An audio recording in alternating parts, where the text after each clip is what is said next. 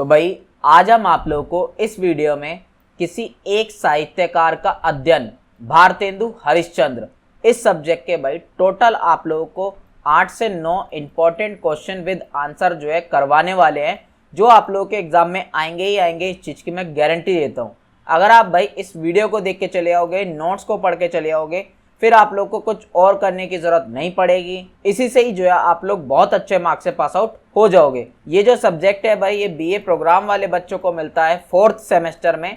Latest syllabus जो है आप लोग अपनी स्क्रीन पे देख सकते हो। यही सारा आप लोगों का लेटेस्ट सिलेबस है, जिसमें भाई आप लोगों की 4 यूनिट दी गई है और इसमें मल्टीपल चैप्टर आप लोगों को दिए गए हैं। इसी लेटेस्ट सिलेबस से और प्रीवियस ईयर को एनालाइज करके ही हमने आप लोगों के लिए इंपॉर्टेंट क्वेश्चन आंसर तैयार करे हैं, जिससे भाई आप लोगों का 95% सिलेबस भी जो है कवर अप हो जाएगा।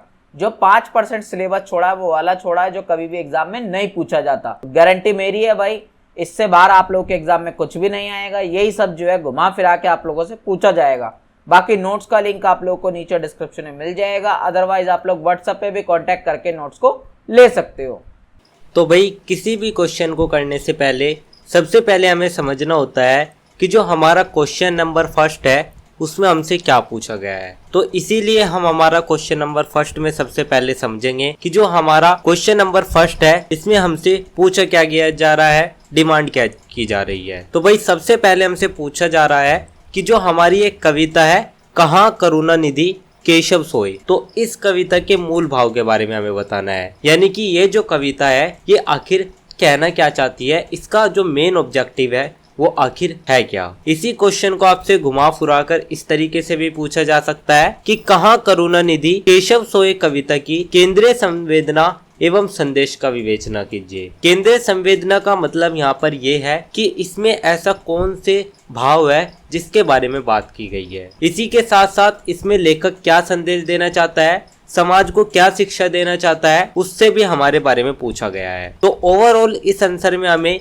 इस कविता के मूल भाव, केंद्रीय संवेदना और संदेश के बारे में वर्णन करना है। तो भाई सबसे पहले हम समझ लेते हैं कि जो मूल भाव होता है वो आखिर मतलब क्या होता है। तो भाई मूल भाव का मतलब ये होता है कि जो हमारी ये कविता है इसमें मुख्य भावना क्या है, यानी कि किस बात के बारे में इसमें वर्णन किया गया है जिसे कवि बताना चाहता है, तो उसी को हम मूल भाव बोलते हैं। और अगर हम बात करें केंद्रीय संवेदना की, तो भाई केंद्रीय संवेदना हमारा वो होता है कि जो हमारी ये कविता है इसमें क्या मानवीय अनुभूति और भावनात्मक चेतना है या इसका क्या संदेश है वो हमें बताना होता है। यानी कि ओवरऑल आप केंद्रीय संवेदना को एक संदेश भी बोल सकते हो। तो भाई यही हमारी केंद्रीय संवेदना होती है। तो जो हमारी भारतेंदु हरिश्चंद्र जी की कविता है कहाँ करुणानिधि केशव सोए, ये केवल एक भक्ति कविता नहीं है, बल्कि ये हमारे समाज की वास्तविक समस्याओं को सामने लाने वाली कविता है। तो भाई इस कविता में जो समाज है, जो कवि है वो अपने समय के समाज को देखता है और पाता है कि चारों ओर दुख, अन्याय और अत्याचार फैला हुआ है। साथ साथ जो गरीब और कमजोर है वे कष्ट झेल रहे हैं। तो ऐसी स्थिति को देखकर जो कवि है वो बहुत ही परेशान हो जाता है और वो हमारे श्री कृष्ण यानी कि जो हमारे केशव है उनसे ये पुकार लगाता है कि ए भगवान, आप कहाँ सोए हुए हो, आप मानवता की रक्षा करो और समाज में फिर से न्याय और शांति स्थापित करो। तो भाई ये तो हमने समझा कि मूल भाव का क्या अर्थ होता है, केंद्रीय संवेदना का क्या अर्थ होता है, और जो हमारी कहाँ करुणानिधि केशव सोए कविता है इसमें किसके बारे में वर्णन किया गया है। तो भाई अब हम सबसे पहले बात कर लेते हैं हमारे कहाँ करुणानिधि केशव सोए कविता के मूल भाव के बारे में। तो सबसे पहला जो मूल भाव आता है स्टूडेंट, वो आता है ईश्वर से करुणा में पुकार। तो भाई कविता का सबसे पहला और सबसे महत्वपूर्ण भाव भगवान श्री कृष्ण से की गई करुण पुकार है। तो जो कवि है वो समाज की बुरी स्थिति को देखकर बहुत ही ज्यादा दुखी हो जाता है। उसको लगता है कि अब जो ईश्वर है वही उसकी सहायता कर सकता है। तो इसीलिए वह हमारे भगवान से पूछता है कि हे करुणानिधि केशव, आप कहाँ सो रहे हैं। तो ये जो प्रश्न है ये वास्तव में भगवान को जगाने की कोशिश है। कवि चाहता है कि जो भगवान है वो जागे और संसार में फैले दुखों को भी दूर करे। तो भाई यहाँ पर ये महत्वपूर्ण बात है कि कवि अपनी व्यक्तिगत समस्या नहीं बता रहा, बल्कि वो पूरी मानवता की ओर से भगवान से प्रार्थना कर रहा है। तो भाई जैसे कि किसी गांव में बड़ी समस्या आ जाए और गांव वाले अपने नेता या मुखिया से सहायता की उम्मीद करे, वैसे ही जो कवि है वो भगवान से सहायता की अपेक्षा कर रहा है। सेकंड जो भाव आता है वो आता है मानव पीड़ा का मार्मिक चित्रण। तो भाई अब जो कवि है वो समाज के दुखों की ओर हमारा ध्यान आकर्षित करना चाहता है। तो वो दिखाता है कि बहुत से जो लोग हैं वे गरीबी, शोषण और अन्याय का शिकार है। तो कवि इन लोगों के दुख को समझता है और उसे लगता है कि जो हमारा समाज का सबसे निचला वर्ग है, जो गरीब वर्ग है, जो शोषण वर्ग है, ये हमारे पूरे समाज के लिए सबसे बड़ा वर्ग पीड़ा है। तो भाई इससे हमारा जो समाज है उसमें विकास नहीं हो सकता और इसीलिए वो भगवान से प्रार्थना करता है कि ये भगवान इन लोगों के कष्ट को दूर कर दो और जो दूसरों के दुख है उसको अपने दुख में समझता था हमारे भारतेंदु हरिश्चंद्र जी। तो भाई जैसे कि आप देखें, अगर हम किसी भूखे बच्चे को देखते हैं तो हमें भी उसके लिए दुख होता है। तो उसी प्रकार से जो कवि है वो पूरे समाज के दुख को भी महसूस कर रहा है। सेकंड जो मूल भाव आता है वो आता है भक्ति और आस्था की अभिव्यक्ति को लेकर। तो भाई जो कविता है इसमें कवि की भगवान के प्रति गहरी आस्था दिखाई देती है। तो समाज की स्थिति चाहे कितनी भी खराब क्यों ना हो, कवि अपना विश्वास नहीं खोता। उसे लगता है कि जो भगवान कृष्ण है वे उनकी रक्षा करेंगे। तो भाई कवि का मानना यही है कि ईश्वर पर विश्वास करने से मनुष्य को कठिन परिस्थितियों का सामना करने की भी शक्ति मिल जाती है। तो भाई जब किसी विद्यार्थी का परिणाम अच्छा नहीं आता फिर भी वह मेहनत और भगवान पर विश्वास रखकर आगे बढ़ता है, तो यही हमारे आस्था का उदाहरण है। नेक्स्ट जो मूल भाव आता है स्टूडेंट वो आता है करुणा और संवेदनशीलता को लेकर। तो भाई कविता में जो करुणा की भावना है वो सबसे ज्यादा दिखाई देती है। तो जो कवि है वो केवल अपने सुख दुख तक ना होकर बल्कि पूरे समाज की जो चिंता है उसको दर्शा रहा है। तो उसे दूसरों की परेशानियां देखकर दुख होता है और वो उनके लिए कल्याण की कामना करता है। यानी कि कवि चाहता है कि लोगों के मन में भी दूसरों के प्रति प्रेम, दया और सहानुभूति की जो भावना है वो विकसित हो सके। तो भाई जब कोई व्यक्ति रक्तदान करता है या जरूरतमंद की सहायता करता है तो ये करुणा और संवेदनशीलता का ही परिचय होता है। नेक्स्ट जो भाव आता है स्टूडेंट वो आता है अन्याय के प्रति विरोध को लेकर। तो भाई कवि समाज में फैले अन्याय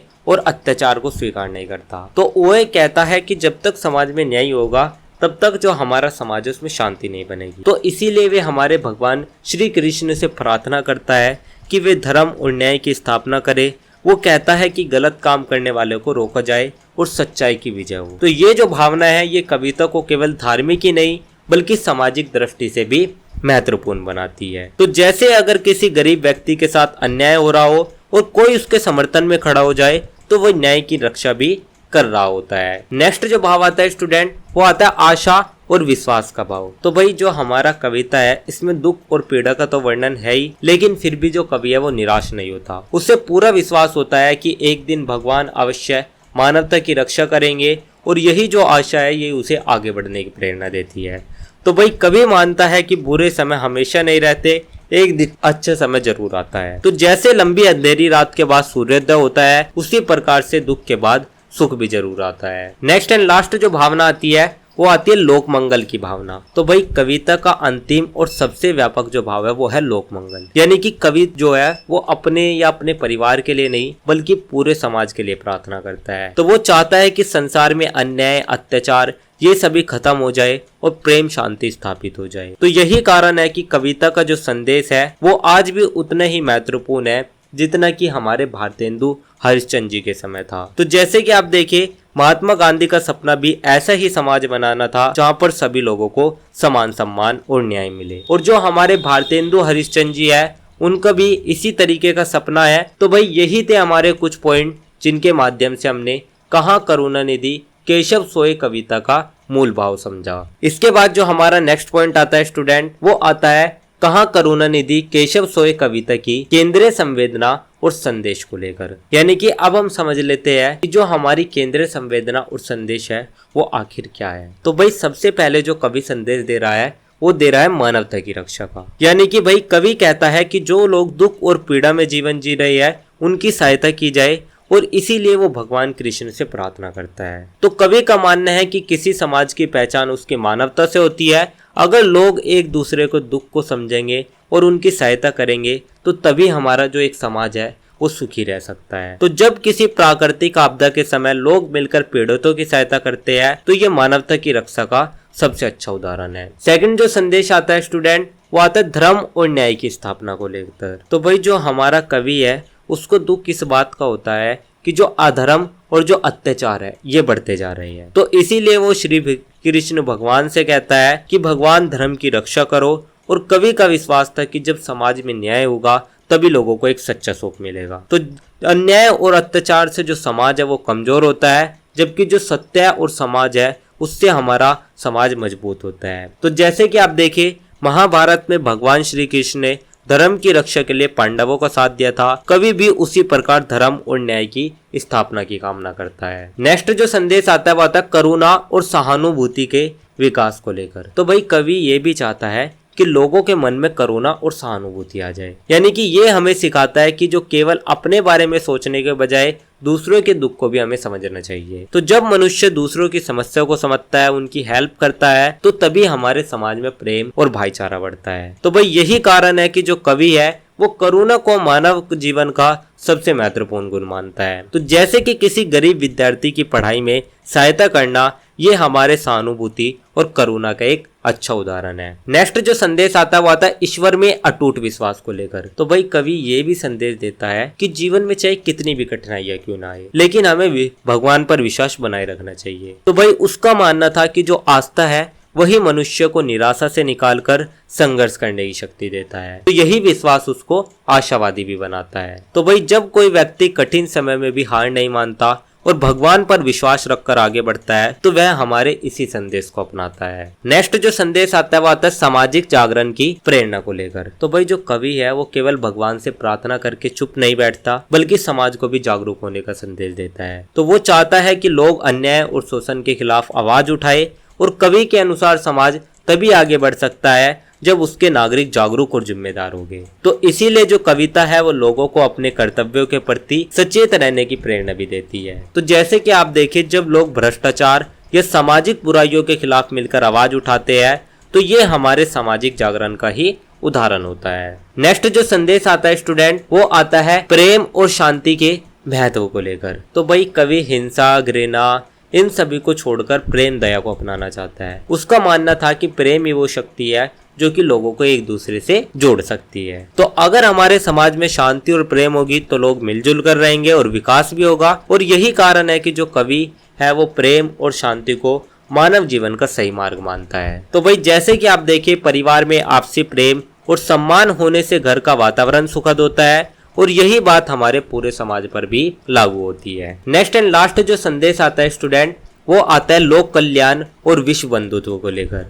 तो भाई कविता का अंतिम संदेश ये है कि जो हमारा लोक कल्याण और विश्व बंधुत्व है उसको ध्यान में रखा जाए। तो कवि किसी एक व्यक्ति को ना छोड़कर बल्कि पूरे जाति वर्ग, पूरे जो हमारा समाज है उसके कल्याण की कामना करता है। यानी कि वो चाहता है कि संसार में सभी लोग सुखी रहे, एक दूसरे का सम्मान करे, और यही भावना कविता को सार्वभौमिक बनाती है। और इसी कारण से ये कविता आज भी प्रासंगिक है। तो जैसे कि आप देखें जो हमारा वसुदेव कुटुंबकम यानी कि पूरी दुनिया एक परिवार की जो ये विचार है, ये हमारे इसी कविता के संदेश को दर्शाता है। तो भाई यही थे हमारे कुछ पॉइंट जिनके माध्यम से हमने कहाँ करुणा निधि केशव सोए कविता की केंद्रीय संवेदना एवं संदेश को समझा। इसके बाद जो हमारा नेक्स्ट पॉइंट आता है वो ओवरऑल पूरे आंसर का एक छोटा सा निष्कर्ष या एक छोटा सा कंक्लूजन आता है। तो भाई इसी तरीके से आपको अपने आंसर के एंड में एक छोटा सा कंक्लूजन ऐड कर देना है, जिसके साथ ही आपका जो आंसर है वो कंप्लीट माना जाएगा। क्योंकि जब तक आप एक कंक्लूजन ऐड नहीं करोगे तब तक आपका जो आंसर है वो कंप्लीट नहीं माना जाएगा। तो इसी तरीके से कंक्लूजन ऐड करके अपने आंसर को कंप्लीट करें। तो भाई यही था हमारा आंसर नंबर फर्स्ट। अब हम बात कर लेते हैं हमारे क्वेश्चन नंबर 2 के बारे में।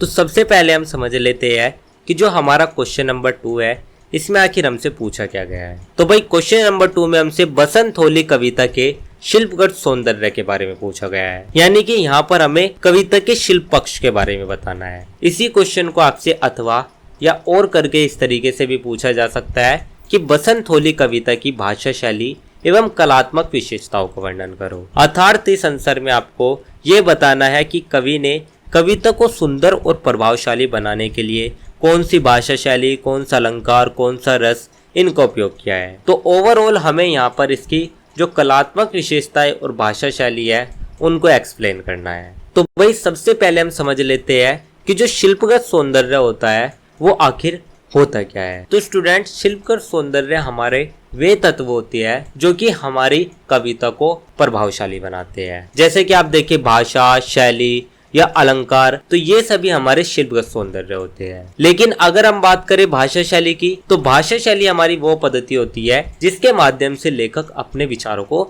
दूसरों के सामने रखता है। तो ये तो आपने समझा शिल्पगत सौंदर्य क्या होता है और भाषा शैली क्या होता है। तो भाई जो हमारी बसंत होली है, ये हमारे भारतेंदु हरिश्चंद्र जी की एक सुंदर कविता है। तो भाई ये जो हमारी कविता है, इसमें बसंत ऋतु के आगमन और होली के उत्सव का मनोहारी चित्रण किया गया है। तो इसी कविता में हमारे प्रकृति की सुंदरता, रंगों की छटा, आनंद और उत्साह का वातावरण दिखाई देता है। तो कवि ने अपनी प्रभावशाली भाषा, चित्रात्मक शैली, इसके माध्यम से इस कविता को और ज्यादा आकर्षक बना दिया है। और यही कारण है कि ये जो कविता है, ये अपने शिल्पगत सौंदर्य के लिए ही विशेष रूप से प्रसिद्ध है। तो यही था हमारा एक छोटा सा परिचय, जिसमें हमने समझा कि शिल्पगत सौंदर्य क्या होता है, भाषा शैली क्या होती है और बसंत होली जो कविता है वो किस पर आधारित है। अब हम बात कर लेते हैं बसंत होली कविता के शिल्पगत सौंदर्य के बारे में। तो भाई सबसे पहले जो कवि ने यूज किया है, वो यूज किया चित्रात्मकता को, यानी कि चित्रात्मकता का जो उपयोग है वो कवि ने सबसे ज्यादा किया है। तो इस कविता की सबसे बड़ी विशेषता इसकी चित्रात्मकता है। तो कविता पढ़ते समय हमको ऐसा लगता है जैसे कि बसंत ऋतु का पूरा जो दृश्य है वो हमारे आंखों के सामने हो। तो भाई कवि ने फूलों के खिलने, पेड़ों के लहराने, कोयल की मधुर आवाज, इन सभी का वर्णन किया है। तो इन सभी का वर्णन इस तरीके से किया है कि जब भी कोई इनको पढ़ता है तो वो खुद को महसूस करने लगता है उसी वातावरण में। तो यही कारण है कि जो कविता है वो केवल पढ़ी नहीं जाती बल्कि अनुभव भी की जाती है। तो भाई जैसे कि किसी सुंदर पेंटिंग को देखकर पूरा दृश्य आंखों के सामने आ जाता है, वैसे ही इस कविता के जो शब्द है वे प्रकृति की तस्वीर को बना देते हैं। सेकंड जो पॉइंट आता है वो आता है प्रकृति और मानव के सुंदर समन्वय को लेकर। तो भाई जो कवि है उसने प्रकृति और मानव जीवन के बीच गहरा संबंध स्थापित किया है। तो बसंत के आने से केवल पेड़ पौधों में ही नहीं बल्कि मनुष्य के हृदय में भी खुशी और उत्साह आती है। तो जैसे कि मौसम अच्छा होने पर हमारा मन भी खुश हो जाता है, उसी प्रकार से बसंत का जो प्रभाव है वो हमारे मानव जीवन पर दिखाई देता है। तो भाई जो प्रकृति में होने वाले परिवर्तन है उसको कवि ने मानवीय भावनाओं से जोड़ दिया है, यानी कि जब जब प्रकृति खिल उठती है तो मनुष्य का मन भी खुश हो जाता है। तो यही जो समन्वय है, यही समन्वय हमारी कविता को जीवंत बनाता है। नेक्स्ट जो पॉइंट आता है वो आता है रसात्मकता और भाव अभिव्यक्ति को लेकर। तो भाई जो हमारी ये कविता है इसमें आनंद, प्रेम और उत्साह की भावना दिखाई देती है। तो इसमें अगर आप देखें मुख्य रूप से श्रृंगार और जो हास्य रस है उनका वातावरण हमें देखने को मिलता है। तो भाई होली का त्यौहार जो होता है वो रंगों और खुशियों का त्यौहार होता है, इसीलिए पूरी कविता में उल्लास यानी कि खुशी का जो माहौल है वो बना रहता है। तो कवि ने अपने भावों को इतनी सहजता से बताया है कि पाठक भी उन भावनाओं से जुड़ जाता है और कविता पढ़ते समय उसको भी खुशी और प्रसन्नता का अनुभव होता है। तो भाई जैसे कि होली के दिन लोग रंग खेलते समय खुशी महसूस करते हैं, वैसे ही कविता भी आनंद की अनुभूति कराती है और यही इसकी कलात्मक सफलता है। नेक्स्ट जो पॉइंट आता है स्टूडेंट वो आता है बिंब और प्रतीकों का प्रयोग। तो भाई जो हमारे कवि है उन्होंने बसंत, फूल, रंग, पावन, इन सभी तत्वों का उपयोग किया है। तो ये केवल प्राकृतिक वस्तुएं नहीं बल्कि नवजीवन, प्रेम और आशा के प्रतीक भी कवि ने बताए हैं और इन्हीं प्रतीकों के माध्यम से कविता का अर्थ और ज्यादा व्यापक हो जाता है। तो भाई जो हमारे पाठक है वे एक प्रकृति का वर्णन ही नहीं देखते बल्कि उसके पीछे छुपे जो भाव होते हैं उनको भी समझते हैं। तो जिस प्रकार से उगता हुआ सूरज नई शुरुआत का प्रतीक माना जाता है, उसी प्रकार से बसंत भी नवजीवन का प्रतीक माना जाता है। नेक्स्ट जो पॉइंट आता है वो आता है अलंकारों की प्रभावशीलता को लेकर। तो भाई कविता में जो कवि है उसने उपमा, रूपक, अनुप्रास और मानवीकरण जैसे अनेक अलंकारों का यूज किया है। तो इन अलंकारों से ही उसकी जो भाषा है वो और ज्यादा मधुर हो जाती है और जो हमारे ये अलंकार है ये केवल सजावट का काम ही नहीं करते बल्कि जो हमारे भाव है उनको स्पष्ट और प्रभावशाली भी बनाते हैं और यही कारण है कि कविता पढ़ने में हमें ज्यादा इंटरेस्ट आता है। तो जैसे कि किसी सुंदर वस्त्र पर की गई कढ़ाई उसकी सुंदरता बढ़ा देती है, वैसे ही जो अलंकार है वे हमारी कविता की सुंदरता भी बढ़ा देते हैं। नेक्स्ट जो पॉइंट आता है वो आता है संगीतात्मकता और लय को लेकर। तो भाई कविता की जो भाषा है उसमें मधुर लय और संगीतात्मक प्रवाह दिखाई देता है, यानी कि यहाँ पर शब्दों का चयन इस तरीके से किया जाता है कि जब भी कोई कविता पढ़े तो उसको एक मधुर ध्वनि का फील हो। तो भाई यही जो लय है यही हमारी कविता को गेय बनाती है और श्रोताओं को आकर्षित करती है। तो यही कारण है कि कविता का जो भावात्मक प्रभाव है वो हमारे सामने और भी ज्यादा बढ़ जाता है और यही इसकी शिल्पगत उत्कृष्टता का एक प्रमाण भी है। तो जैसे कि कोई मधुर गीत सुनकर मन खुश हो जाता है, वैसे ही इस कविता की जो लय है वे पढ़ने वाले को प्रभावित कर देती है। नेक्स्ट एंड लास्ट जो पॉइंट आता है वो आता है कलात्मक संरचना का। तो भाई कविता की जो संरचना है वो बहुत ही व्यवस्थित और संतुलित है, यानी कि जो कवि है उसने हर भाव को एक क्रम में एक तरीके में प्रस्तुत किया है।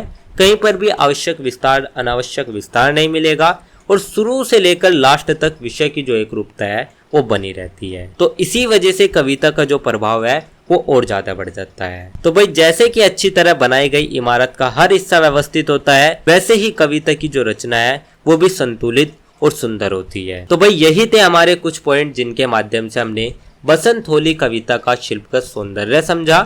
इसके बाद जो हमारा नेक्स्ट पॉइंट आता है वो आता है बसंत होली कविता की भाषा शैली एवं कलात्मक विशेषताओं को लेकर। तो भाई सबसे पहले जो हमारी भाषा की बात करें तो इस कविता में जो भाषा है वो बहुत ही सरल, सरस और प्रभावपूर्ण है, यानी कि कवि ने ऐसी भाषा का यूज किया है कि जो पढ़ने और सुनने दोनों में अच्छी लगती है। तो भाषा ना तो ज्यादा कठिन है, इसी वजह से जो पढ़ने वाला होता है वो आसानी से कविता के भाव को समझ लेता है। और जो हमारी भाषा है उसमें एक स्वाभाविक प्रभाव भी दिखाई देता है, जिससे कि कविता हमारे लिए भारी भरकम नहीं लगती।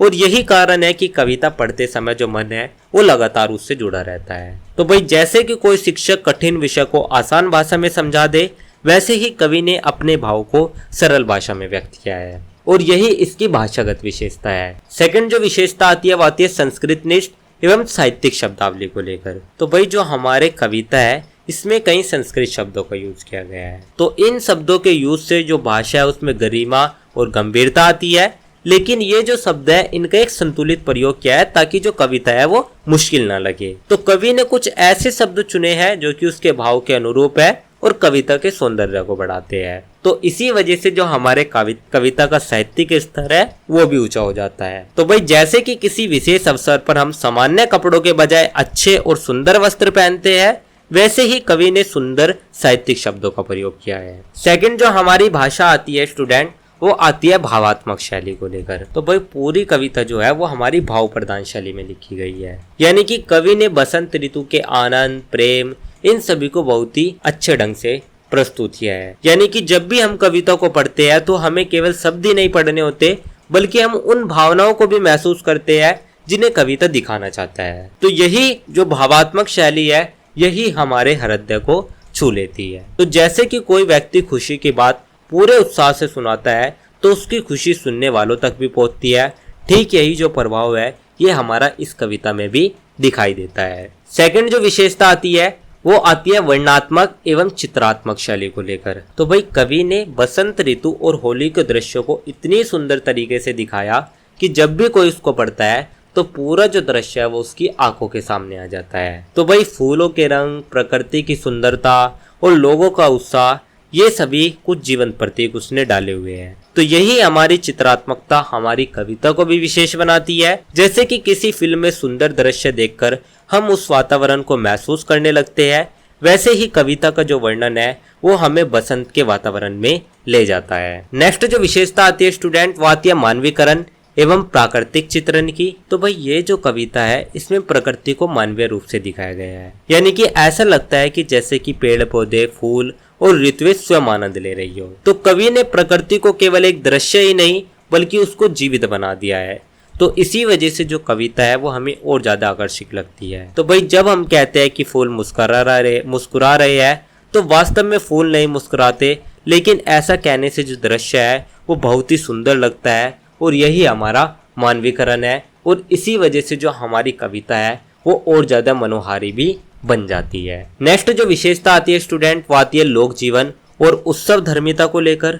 तो भाई जो कविता है वो केवल हमारे प्रकृति यानी कि नेचर को ही नहीं दिखाती बल्कि भारतीय लोक जीवन और होली को भी दिखाती है। तो रंग, उमंग, मेल मिलाप, इन सभी का जो वातावरण है वो हमारी कविता में दिखाई देता है और इससे हमें भारतीय संस्कृति के बारे में पता चलता है। तो जैसे कि होली के दिन लोग अपने मतभेद भूलकर एक दूसरे को रंग लगाते हैं, वैसे ही कविता में भी सामाजिक एकता और उत्सव का जो भाव है वो देखने को मिलता है। नेक्स्ट एंड लास्ट जो पॉइंट आता है स्टूडेंट, वो आता है सौंदर्य एवं आनंद की अभिव्यक्ति को लेकर। तो भाई पूरी कविता में सौंदर्य, प्रेम, आनंद ये सभी हमें देखने को मिलती है और कवि ने बसंत ऋतु को नवजीवन और आशा का प्रतीक बनाया है। तो कविता हमें यही सिखाती है कि जीवन में हमेशा नई शुरुआत और नई उम्मीद की संभावना रहती है और यही सकारात्मक दृष्टिकोण हमारी कविता को प्रभावशाली भी बनाती है। तो जैसे कि लंबे समय बाद वर्षा होने पर प्रकृति फिर से हरी भरी हो जाती है, वैसे ही बसंत जीवन में नई ऊर्जा लेकर आता है। तो भाई यही थे हमारे कुछ पॉइंट जिनके माध्यम से हमने बसंत होली कविता की भाषा शैली एवं कलात्मक विशेषताएं समझी। इसके बाद जो हमारा नेक्स्ट पॉइंट आता है वो ओवरऑल पूरे आंसर का एक छोटा सा निष्कर्ष या एक छोटा सा कंक्लूजन आता है। तो भाई इसी तरीके से आपको अपने आंसर के एंड में एक छोटा सा कंक्लूजन ऐड कर देना है, जिसके साथ ही जो आपका आंसर है वो कंप्लीट हो जाएगा। तो यही था भाई हमारा आंसर नंबर 2। तो भाई अब हम बात कर लेते हैं हमारे क्वेश्चन नंबर 3 के बारे में। तो सबसे पहले हम समझ लेते हैं कि जो हमारा क्वेश्चन नंबर 3 है इसमें आखिर हमसे पूछा क्या गया है। तो भाई क्वेश्चन नंबर 3 में हमसे नए जमाने की मुकरी जो नाटक है इसके उद्देश्य और प्रमुख भावों के बारे में पूछा गया है। यानी कि यहाँ पर आपको बताना है कि भारतेंदु हरिश्चंद्र ने इसे रचना को किस उद्देश्य से लिखा था, यानी कि उनका मेन ऑब्जेक्टिव क्या था। और इसी के साथ साथ आपको बताना है कि इसके माध्यम से समाज को कौन कौन से मुख्य विचार एवं भाव हमारे भारतेंदु हरिश्चंद्र जी देना चाहते थे। तो इसी क्वेश्चन को आपसे घुमा फिराकर इस तरीके से भी पूछा जा सकता है कि नए जमाने की मुकरी नाटक की मूल संवेदना को स्पष्ट कीजिए। तो ओवरऑल इस आंसर में आपको इस नाटक का उद्देश्य, प्रमुख भाव और मूल संवेदना को एक्सप्लेन करना है। तो भाई सबसे पहले हम समझ लेते हैं कि किसी नाटक का जो उद्देश्य है ये आखिर होता क्या है। तो भाई उद्देश्य हमारा वो शब्द होता है जिसके माध्यम से जो हमारी कविता है उसके माध्यम से जो समाज है वो क्या पहुंचना चाहता है, यानी कि जो हमारा कवि है वो हमारे समाज तक क्या पहुंचाना चाहता है, उस कविता का क्या लक्ष्य है, उसी को हम नाटक का या उस कविता का उद्देश्य कहते हैं। और अगर हम बात करें प्रमुख भाव के बारे में, तो भाई प्रमुख भाव हमारा वो होता है जो कि हमारे कविता में या हमारे नाटक में सबसे मुख्य रूप से उपस्थित होता है।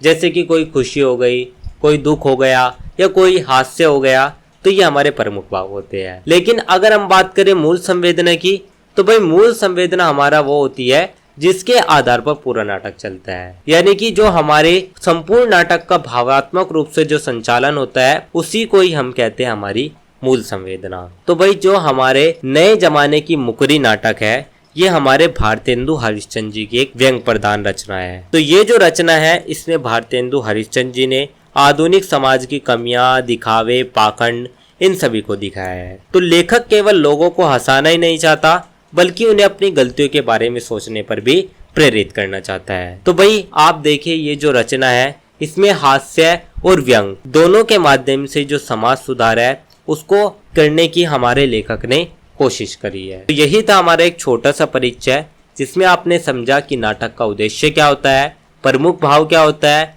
मूल संवेदना क्या होती है और नए जमाने की जो मुकरी नाटक है ये हमारा किस पर आधारित है। अब हम बात कर लेते हैं हमारे नए जमाने की मुकरी नाटक के उद्देश्य एवं प्रमुख भाव के बारे में। तो भाई सबसे पहला जो हमारा उद्देश्य है वो है सामाजिक विसंगतियों पर प्रहार को लेकर। तो भाई इस रचना का सबसे बड़ा उद्देश्य है समाज में बढ़ रही जो विसंगतियां है उनको उजागर करना है। यानी कि लेखक यहाँ पर कहता है कि आज के समाज में लोगों की कथनी और करनी में बहुत ज्यादा अंतर हो गया है। तो जो लोग हैं वे आदर्श और नैतिकता से बात तो करते हैं लेकिन अपने व्यवहार में उनको पालन नहीं करते। तो यही जो विरोधाभास है यही हमारे समाज की सबसे बड़ी समस्या बन गया है और लेखक ने इसी स्थिति पर व्यंग करा है ताकि लोग अपनी कवियों को पहचान सके। तो जैसे कि कोई व्यक्ति ईमानदारी की बातें करे लेकिन स्वयं बेईमानी करे तो ये हमारा कथनी और करनी का अंतर भी कहलाता है। नेक्स्ट जो उद्देश्य आता है स्टूडेंट वो आता है पाखंड और आडंबर के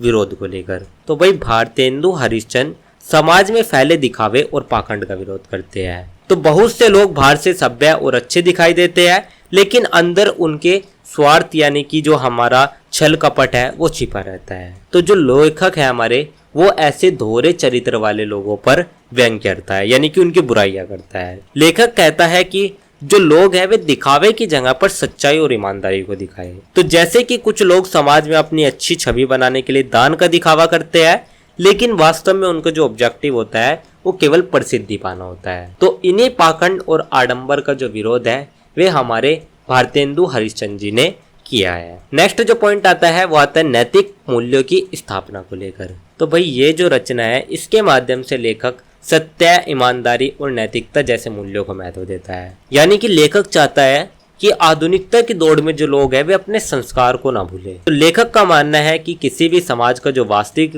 विकास है वो धन या तकनीक से नहीं बल्कि चरित्र और जो हमारे नैतिक मूल्य है उनसे भी होता है। तो जैसे कि कोई व्यक्ति कठिन परिस्थितियों में भी सच बोलता है तो वह अपने नैतिक मूल्यों का पालन कर रहा होता है। तो इन सभी नैतिक मूल्य की स्थापना हमारे लेखक ने की है। नेक्स्ट जो पॉइंट आता है वो आता है व्यंग्य के माध्यम से सुधार की भावना। तो भाई ये जो रचना है इसमें व्यंग्य का जो मेन ऑब्जेक्टिव है वो केवल मनोरंजन करना नहीं है, बल्कि लेखक हास्य और व्यंग्य दोनों के माध्यम से समाज को सुधारना चाहता है। तो भाई जब किसी समस्या को हम सीधे कहने की बजाय व्यंग्यात्मक यानी कि आप कह सकते हो थोड़े तीखे तरीके में प्रस्तुत करते हैं तो उसका जो प्रभाव है वो अधिक पड़ता है। तो इसीलिए जो हमारे भारतेंदु हरिश्चंद्र जी है उन्होंने व्यंग्य को समाज सुधार का माध्यम बनाया। तो भाई जैसे कि कोई विद्यार्थी की गलती पर गुस्सा करने के बजाय मजाकिया ढंग से उसको समझा दे तो विद्यार्थी अपनी गलती जल्दी समझ जाता है। नेक्स्ट जो पॉइंट आता है वो आता है आधुनिक जीवन की विडंबनाओं के चित्रण को लेकर। तो भाई जो लेखक है वो आधुनिक जीवन की कृत्रिमता, स्वार्थ और बदलती मानसिकता को दिखाता है। यानी कि जैसे कि आप देखिए आज के लोग जो है वे सिर्फ अपने बेनिफिट को देखते हैं, तो दूसरों के बेनिफिट को नहीं देखते, सिर्फ अपने बेनिफिट को देखते हैं। इसी के साथ साथ रिश्तों में जो सच्चाई है वो भी कम होती जा रही है। तो भाई लेखक इन सभी स्थितियों पर चिंता करता है और लोगों को सही दिशा में चलने की प्रेरणा देता है। तो आज कई बार जो लोग हैं वे रिश्तों से अधिक धन और स्वार्थ को महत्व देने लगते हैं। यही हमारे आधुनिक जीवन की विडंबना है जिसका जो चित्रण है वो हमारे भारतेंदु हरिश्चंद्र जी ने किया हुआ है। नेक्स्ट जो पॉइंट आता है वो आता है जागरूक नागरिकता की प्रेरणा को लेकर। तो भाई लेखक ये भी चाहता है कि समाज का जो प्रत्येक व्यक्ति है वो जागरूक बने, यानी कि वे हमारे जो गलत परिस्थितियां होती है, जो गलत आदत होती है उनको केवल छोड़े ही नहीं बल्कि उनका विरोध भी करे। तो यानी कि वह अंधानुकरण के बजाय विवेकपूर्ण सोच को महत्व दिए। तो भाई अंधानुकरण से मतलब है कि जो सभी लोगों ने किया वही हमने कर लिया, तो हमको ऐसा नहीं करना है। हमें अपने ज्ञान और विवेक से सोचकर डिसीजन लेना है। तो मनुष्य को अपने अधिकारों के साथ साथ अपने जो कर्तव्य है उनको भी समझना चाहिए, तभी हमारे समाज में एक पॉजिटिव परिवर्तन हमें देखने को मिल सकता है। तो अगर कोई नागरिक भ्रष्टाचार या अन्याय को देखकर उसके खिलाफ आवाज उठाता है तो वो हमारे जागरूक नागरिक कहलाता है। नेक्स्ट एंड लास्ट जो विशेषता आती है वो आती है हास्य और मनोरंजन के साथ शिक्षा। तो भाई इस रचना की सबसे बड़ी विशेषता ये है कि ये हमारे मनोरंजन के साथ साथ शिक्षा भी देती है। यानी कि यहाँ पर जो पढ़ने वाला व्यक्ति होता है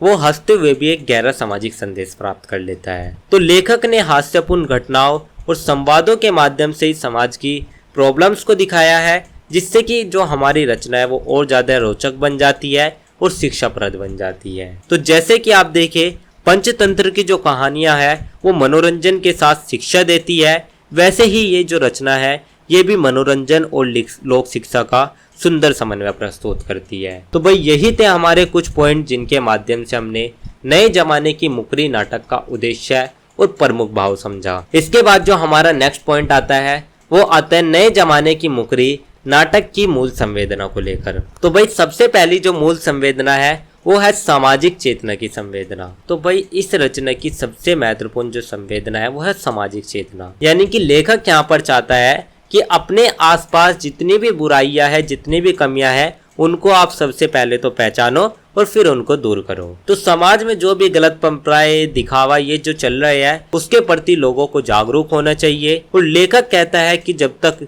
लोग स्वयं जागरूक नहीं होंगे तब तक वे समाज को नहीं सुधार सकेंगे। तो जैसे कि कोई व्यक्ति अपने आसपास फैली गंदगी देखकर उसे साफ करने की पहल करता है, वैसे ही लेखक सामाजिक बुराइयों को दूर करने की प्रेरणा देता है। सेकंड जो संवेदना आती है स्टूडेंट, वो आती है मानवीय मूल्यों के प्रति चिंता को लेकर। तो भाई भारतेंदु हरिश्चंद्र जी को इस बात की चिंता है कि आधुनिकता के प्रभाव से जो मानवीय मूल्य है वे कमजोर हो जा रहे हैं। यानी कि जो हमारी ईमानदारी हो गई, जो हमारे सादगी हो गई, जो हमारी सच्चाई हो गई, इन सभी को लोग भूलते जा रहे हैं और स्वार्थ की ओर बढ़ते जा रहे हैं, यानी कि लालच की ओर बढ़ते जा रहे हैं। तो ये जो स्थिति है ये हमारे लेखक को सबसे ज्यादा दुखी करती है और वो कहता है कि समाज में आप नैतिक मूल्य अपनाओ। तो उसके अनुसार सच्ची प्रगति वही है जिससे कि हमारे मानवीय मूल्य सुरक्षित रह सके। तो अगर लोग केवल अपने लाभ के बारे में सोचे और दूसरों की परवाह न करे तो समाज में जो मानवीय मूल्य है वे कमजोर पड़ जाते हैं। नेक्स्ट जो पॉइंट आता है स्टूडेंट, वो आता है व्यंग के माध्यम से यथार्थ के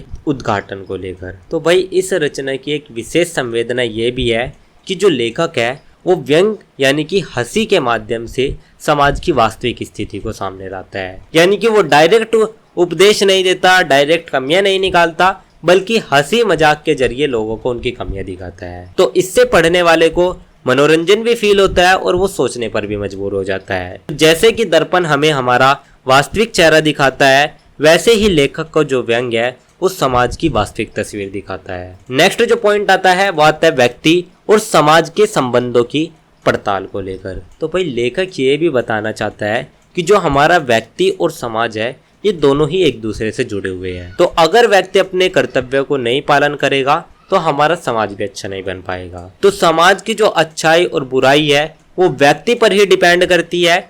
इसीलिए लेखक व्यक्ति को अपने व्यवहार और जिम्मेदारियों के प्रति सजग रहने का संदेश देता है। तो अगर प्रत्येक नागरिक ईमानदारी से अपने कर्तव्य निभाए तो पूरे देश की जो स्थिति है वो बेहतर हो सकती है। नेक्स्ट जो पॉइंट आता है वो आता है सत्य और ईमानदारी की प्रतिष्ठा। तो भाई इस रचना में बार बार सत्य और ईमानदारी के महत्व को दिखाया गया है। लेखक कहता है कि जो आप झूठ और दिखावा आज के समय में जो बहुत ही ज्यादा चले हुए हैं ये हमारे लोगों को प्रभावित कर सकते हैं और अंततः जो जीत है वो सत्य की होती है। तो इसीलिए वे लोगों की सच्चाई और ईमानदारी के मार्ग पर चलने की प्रेरणा देता है और यही हमारे एक अच्छे समाज की नींव भी है। तो जैसे कि परीक्षा में नकल करके प्राप्त सफलता अस्थायी होती है, जबकि मेहनत और ईमानदारी से प्राप्त सफलता स्थायी होती है। नेक्स्ट जो पॉइंट आता है स्टूडेंट वो आता है आत्मचिंतन की प्रेरणा को लेकर। तो भाई जो लेखक है वो केवल समाज की आलोचना ही नहीं करता बल्कि हर व्यक्ति को स्वयं के बारे में सोचने पर भी मजबूर कर देता है। यानी कि वो चाहता है कि जो लोग हैं वे अपनी कमियों को पहचाने और फिर उनको सुधारे, क्योंकि जो वास्तविक परिवर्तन है वो हमेशा खुद से शुरू होता है। तो जैसे कि कोई विद्यार्थी अपनी गलतियों को पहचान कर पढ़ाई में सुधार करता है, वैसे ही समाज का हर व्यक्ति आत्मचिंतन करके खुद को बेहतर बना सकता है। तभी हमारा जो समाज है वो बेहतर बन सकता है। नेक्स्ट एंड लास्ट जो पॉइंट आता है स्टूडेंट वो आता है स्वस्थ एवं आदर्श समाज की स्थापना को लेकर। तो भाई जो अंतिम संवेदना आती है वो आती है हमारे आदर्श समाज की स्थापना, यानी कि एक ऐसे समाज की कल्पना जहाँ पर ईमानदारी, नैतिकता और सहयोग हो। तो ये हमारे आधुनिकता का विरोध करता है, बल्कि कहता है कि जो आधुनिक विकास है उसके साथ साथ अगर नैतिक मूल्य भी हो तो तभी ये सही होता है। तो तभी हमारे समाज का जो वास्तविक विकास है वो संभव हो पाता है। तो वे ऐसा समाज चाहते थे जहाँ पर लोग एक दूसरे की मदद करे, सत्य बोले और अपने कर्तव्यों का पालन करे। वही हमारा आदर्श समाज कहलाता है। तो यही थे हमारे कुछ पॉइंट जिनके माध्यम से हमने नए जमाने की मुकरी नाटक की मूल संवेदना को समझा। इसके बाद जो हमारा नेक्स्ट पॉइंट आता है वो ओवरऑल पूरे आंसर का एक छोटा सा निष्कर्ष, एक छोटा सा कंक्लूजन आता है। तो भाई इसी तरीके से आपको अपने आंसर के एंड में एक छोटा सा निष्कर्ष ऐड कर देना है, जिसके साथ ही आपका जो आंसर है वो कंप्लीट हो जाएगा। तो यही था स्टूडेंट हमारा आंसर नंबर 3। तो भाई अब हम बात कर लेते हैं हमारे क्वेश्चन नंबर 4 के बारे में। तो सबसे पहले हम समझ लेते हैं कि जो हमारा क्वेश्चन नंबर 4 है इसमें आखिर हमसे पूछा क्या गया है। तो भाई क्वेश्चन नंबर 4 में हमसे पूछा गया है कि नील देवी नाटक के उद्देश्य एवं प्रमुख भावों का विवेचन कीजिए। यानी कि आपको बताना है कि भारतेंदु हरिश्चंद्र जी ने नील देवी नाटक को किस उद्देश्य से लिखा और इसके माध्यम से कौन कौन से प्रमुख विचार और भाव प्रस्तुत किए। इसी क्वेश्चन को आपसे अथवा या और करके इस तरीके से भी पूछा जा सकता है कि नील देवी नाटक के आधार पर अब्दुल दरीश शरीफ खां का चरित्र चित्रण कीजिए। यानी कि अब्दुल शरीफ जो खां थे उनका चरित्र चित्रण, उसके चारित्रिक विशेषताओं के बारे में आपको बताना है। तो ओवरऑल आपको इस नाटक का उद्देश्य प्रमुख भाव और अब्दुल शरीफ खां के चरित्र चित्रण के बारे में बात करनी है। तो भाई सबसे पहले हम समझ लेते हैं कि नाटक का उद्देश्य क्या होता है। तो जैसा कि मैंने अभी आपको पहले भी बताया था कि नाटक का उद्देश्य हमारा वो होता है जिसके माध्यम से, मान लो कोई रचना है, तो एक रचना है ए और हमारे लेखक है बी, तो जो हमारे रचना के माध्यम से जो लेखक है वो समाज तक जो विचार पहुंचाना चाहता है उसी को ही हम नाटक का उद्देश्य कहते हैं। यानी कि अपनी रचना के माध्यम से जो लेखक है वो समाज तक जो विचार पहुंचाना चाहता है उसी को ही हम नाटक का उद्देश्य कहते हैं। लेकिन अगर हम बात करें प्रमुख भाव की, तो भाई प्रमुख भाव हमारे वे भाव होते हैं जो कि हमारे नाटक में निहित होते हैं। यानी कि हमारे नाटक में हंसी है, दुखीपन है, या रोना है, या हंसना है, तो ये सभी जो भाव है ये कौन कौन से भाव हमारे नाटक में है। इसी तरीके से जो हमारे चरित्र चित्रण है, तो चरित्र चित्रण का अर्थ ये होता है जैसे कि कोई पात्र है, कोई व्यक्ति है, उसका चरित्र चित्रण करना है, तो उसके चरित्र की जितनी भी विशेषताएं है कि वो ईमानदार था या छलकपटी था, या उसके अंदर क्या कौन कौन सी भावनाएं थी, उसके चरित्र में जितनी भी विशेषताएं है वे हमें बतानी है। तो भाई जो हमारा नील देवी नाटक है ये हमारे भारतेंदु हरिश्चंद्र का एक प्रसिद्ध ऐतिहासिक नाटक है। तो ये जो नाटक है इसमें राष्ट्र चेतना, देशभक्ति, नारी शक्ति, इन सभी को दिखाया गया है। तो भारतेंदु जी ने इस नाटक के माध्यम से ही भारतीय समाज में जागृति पैदा करने की कोशिश करी, और ये नाटक केवल मनोरंजन ही नहीं करता बल्कि एक महत्वपूर्ण सामाजिक और राष्ट्रीय संदेश भी देता है। तो जो हमारे अब्दुल शरीफ खां जैसे पात्र है उनकी वजह से सत्य लोलुपता, छल कपट, नैतिक पतन, इन सभी का जो चित्रण है वो इस नाटक में दिखाया गया है। तो भाई यही था हमारा एक छोटा सा परिचय जिसमें हमने समझा नाटक का उद्देश्य क्या होता है, प्रमुख भाव क्या होता है और चरित्र चित्रण क्या होता है, और साथ ही जो हमारा नील देवी नाटक है वो किस कथा पर आधारित है। अब हम बात कर लेते हैं हमारे नील देवी नाटक के उद्देश्य एवं प्रमुख भाव के बारे में। तो सबसे पहला उद्देश्य और जो भाव आता है स्टूडेंट, वो हमारा आता है राष्ट्रीय चेतना के जागरण को लेकर। तो भाई इस नाटक का जो सबसे महत्वपूर्ण उद्देश्य है वो है लोगों में राष्ट्रीय चेतना को जगाना। यानी कि भारतेंदु हरिश्चंद्र जी यहाँ पर चाहते थे कि जो भारतीय है वे अपनी देश संस्कृति के प्रति गर्व महसूस करे। तो उस समय जो भारत था वो अंग्रेजों के अधीन था, इसीलिए लोगों में राष्ट्र प्रेम और स्वतंत्रता की जो भावना है वो जगाना बहुत ज्यादा जरूरी थी। तो भाई भारतेंदु हरिश्चंद्र जी कहते थे कि जो लोग हैं उनको हमेशा अपने राष्ट्र की रक्षा और उनके लिए हमेशा बलिदान देने के लिए तत्पर रहना चाहिए। तो भाई इससे जो हमारा नाटक है वो प्रेरणादायक भी बन जाता है। तो जैसे कि स्वतंत्रता आंदोलन के समय देशभक्ति के गीत लोगों में उत्साह भरते हैं, वैसे ही ये जो नाटक है ये हमारी राष्ट्रीय भावना को मजबूत करता है। नेक्स्ट जो पॉइंट आता है वो आता है हमारे नारी शक्ति और साहस के महिमा मंडन को लेकर। तो भाई ये जो नाटक है इसका एक महत्वपूर्ण उद्देश्य नारी की शक्ति को स्थापित करना भी है। तो इसमें जो हमारी नील देवी है जो कि इस कहानी का एक मेन पात्र है, वे अपने साहस और बुद्धिमत्ता की सहायता से जो बड़ी से बड़ी परिस्थितियां उनका भी सामना कर लेती है। तो भारतेंदु जी यहाँ पर यही दिखाना चाहते हैं कि महिलाएं केवल अपने परिवार तक सीमित नहीं है बल्कि आवश्यकता पड़ने पर समाज और राष्ट्र के लिए भी महत्वपूर्ण भूमिका निभा सकती है। तो लेखक के नारी के आदर्श स्वरूप को प्रतिष्ठित इसमें किया गया है। जैसे कि आप देखें रानी लक्ष्मीबाई ने अंग्रेजों के खिलाफ वीरता पूर्वक संघर्ष किया था, वैसे ही नील देवी का जो चरित्र है वो आज भी नारी शक्ति का प्रतीक माना जाता है। नेक्स्ट जो पॉइंट आता है वो आता है हमारे वीर रस की प्रधानता को लेकर। तो भाई इस नाटक में वीरता और स्वाभिमान को बहुत ज्यादा महत्व दिया गया है। यानी कि लेखक दिखाता है कि जो व्यक्ति है वो कठिन परिस्थितियों में भी सम्मान और आदर्श की रक्षा करता है और कायरता और आत्मसमर्पण के बजाय साहस और संघर्ष को अपनाना ही सच्ची वीरता है। तो भाई इससे दर्शकों में उत्साह और देशभक्ति की भावना भी जागती है और यही संदेश पूरे नाटक में हमें दिखाई देता है। तो जैसे कि आप देखें महाराणा प्रताप का जो संघर्ष था वो हमारे वीरता और स्वाभिमान का श्रेष्ठ उदाहरण भी माना जाता है। नेक्स्ट जो पॉइंट आता है स्टूडेंट वो आता है स्वाभिमान और आत्मसम्मान की भावना। तो जैसा कि मैंने अभी आपको बताया कि यहाँ पर जो लेखक है वो ये बताता है कि जो हमारे व्यक्ति और राष्ट्र होते हैं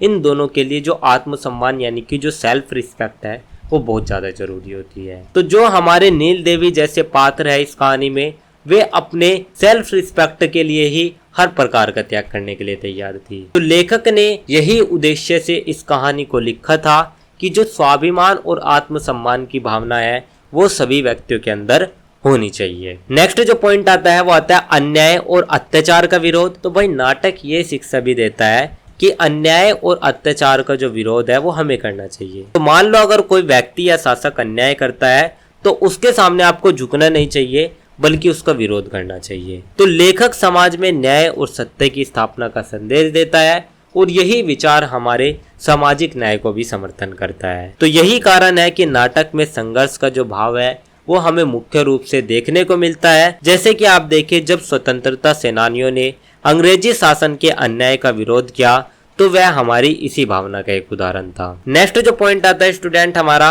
वो आता है हमारे आदर्श चरित्र की स्थापना को लेकर। तो भाई ये जो कहानी है, ये जो नाटक है, इसमें लेखक ने ऐसे चरित्र को दिखाया जो कि सत्य, साहस और कर्तव्यनिष्ठ पर आधारित है। तो इन चरित्र के माध्यम से ही, इन पात्रों के जो चरित्र थे, इनकी वजह से ही जो समाज था उसमें नैतिक मूल्य को संदेश देना चाहते थे हमारे लेखक, और यही हमारे आदर्शवाद नाटक की प्रमुख विशेषताओं में से भी एक है। नेक्स्ट एंड लास्ट जो पॉइंट आता है स्टूडेंट, वो आता है सांस्कृतिक गौरव की रक्षा को लेकर। तो भाई जो हमारे भारतेंदु हरिश्चंद्र जी है, इन्होंने भारतीय संस्कृति और परंपराओं के संरक्षण पर विशेष बल दिया। तो नाटक में उन्होंने ये संदेश दिया कि जो हमारे ट्रेडिशनल थे वे कमजोर हो रहे हैं और जो विदेशी प्रभाव है वे बढ़ रहे हैं। तो राष्ट्रीय असमितता और सांस्कृतिक गौरव की जो भावना है वो पूरे नाटक में हमें देखने को लगती है, और लेखक चाहता था कि लोग अपनी संस्कृति पर गर्व करें। तो भाई जैसे कि हम अपनी भाषा, परंपराएं और त्योहार को संजोर कर रखते हैं, वैसे ही सांस्कृतिक विरासत की जो रक्षा है वो भी हमें करनी चाहिए। तो भाई यही थे हमारे कुछ पॉइंट जिनके माध्यम से हमने नील देवी नाटक का उद्देश्य एवं प्रमुख भाव समझा। इसके बाद जो हमारा नेक्स्ट पॉइंट आता है वो आता है नील देवी नाटक के आधार पर अब्दुल शरीफ खां का चरित्र चित्रण। तो भाई सबसे पहले चरित्र की जो विशेषताएं आती है वो आती है महत्वाकांक्षा व्यक्तित्व को लेकर। तो भाई जो हमारे अब्दुल शरीफ थे वे जीवन में बड़ी सफलता और शक्ति प्राप्त करना चाहते थे। तो उसके मन में हमेशा आगे बढ़ने और दूसरों पर अपना जो प्रभुत्व है यानी कि अपना जो अधिकार है वो जमाने की इच्छा रहती थी। लेकिन उसकी जो महत्वाकांक्षा थी वो सामान्य उन्नति तक न रहकर कई बार अपने उद्देश्य को प्राप्त करने के लिए वो सही और गलत का जो अंतर था वो भी भूल जाता था। तो यही महत्व आकांक्षा उसके चरित्रों को एक नकारात्मक दिशा में भी ले जाती है। तो जैसे कि कुछ लोग सफलता पाने के लिए किसी भी हद तक जाने को तैयार हो जाते हैं, वैसे ही अब्दुल शरीफ खां भी अपनी महत्वाकांक्षा को सबसे ऊपर रखते हैं। सेकंड जो विशेषता आती है वो आती है छल और कूटनीति में निपुण। तो भाई वे अपने बल के आधार पर काम नहीं करते थे बल्कि अपनी बुद्धि और कूटनीति का उपयोग करते थे। तो वे परिस्थितियों को समझते थे, उसके बाद उनकी प्लानिंग करते थे और फिर अपने विरोधियों को कमजोर करते थे। तो भाई उनकी सबसे बड़ी ताकत उनकी चालाकी थी। तो वे सीधे संघर्ष के बजाय कई रणनीतियों का सहारा लेते थे,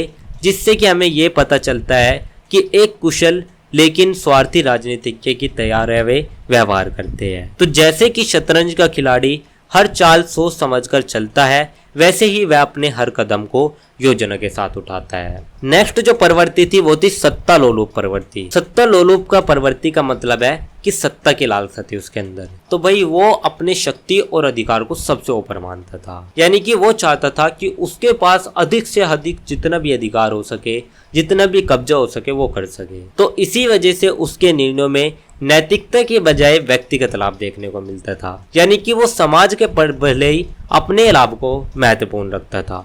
तो वे सत्ता प्राप्त करने के लिए किसी भी सीमा तक जाने के लिए तैयार रहता था। तो यही प्रवृत्ति उसे एक नकारात्मक पात्र भी बनाती है। तो जैसे कि कुछ शासक केवल कुर्सी बचाने के लिए जनता की हितों की उपेक्षा कर देते हैं, उसी प्रकार अब्दुल शरीफ खां भी सत्ता को सर्वोपरि मानते हैं। नेक्स्ट जो पॉइंट आता है वो आता है कठोर और निर्दयी स्वभाव। तो भाई उसका जो स्वभाव था वो बहुत ही कठोर और निर्दयी था, यानी कि वो किसी के प्रति भी दया नहीं रखता था और अपने जो उसको पाना था उसके लिए वो कठोर से कठोर कदम भी उठा सकता। तो उसके व्यवहार में हमें संवेदनशीलता नहीं देखने को मिलती, वो अपने स्वार्थ को सबसे ऊपर रखता था। तो यही कारण है कि पाठकों और दर्शकों के सामने उसकी एक नकारात्मक छवि भी प्रस्तुत होती है। तो भाई जैसे कि कोई व्यक्ति अपने लाभ के लिए दूसरे को नुकसान पहुंचाने से भी ना रुके, वैसे ही उसका जो स्वभाव है, उसका जो बिहेवियर है वो हमें दिखाई देता है। नेक्स्ट जो पॉइंट आता है वो आता है चतुर और कुशल रणनीतिकार को लेकर।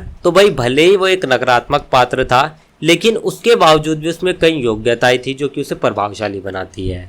तो जैसे कि आप देखें, वो बुद्धिमान था, इसी वजह से वो परिस्थितियों का सही आकलन कर पाता था। तो वो हर स्थिति को गहराई से पढ़ता था, उसके बाद अपनी योजनाएं बनाता था। तो उसकी जो दूरदर्शिता और रणनीति बनाने की क्षमता थी, वो इसी वजह से उसको अलग लोगों से अलग बना देती है। तो जैसे कि युद्ध में एक सेनापति पहले योजना बनाता है और फिर युद्ध करता है, वैसे ही वह हर कार्य सोच समझ कर करता था। नेक्स्ट जो पॉइंट आता है वो आता है नैतिक मूल्यों की उपेक्षा को लेकर। तो भाई उसकी सबसे बड़ी कमजोरी यही थी कि वो अपने नैतिक मूल्यों को भूलकर अपने स्वार्थ को महत्व देता था, यानी कि वो अपने लालच को पूरा करने के लिए किसी भी हद तक जा सकता था। तो लेखक इसी के माध्यम से ये संदेश देना चाहता है कि जो शक्ति और सफलता है वो हमें तभी सफल हो पाती है जब वे नैतिकता के साथ जुड़ी हुई हो। तो अगर नैतिकता नहीं है तो आपकी जो शक्ति है वो कभी ना कभी खत्म होने वाली है। तो अगर कोई व्यक्ति धन कमाने के लिए गलत रास्ता अपनाए तो वह हमारी अस्थायी सफलता तो पा सकता है,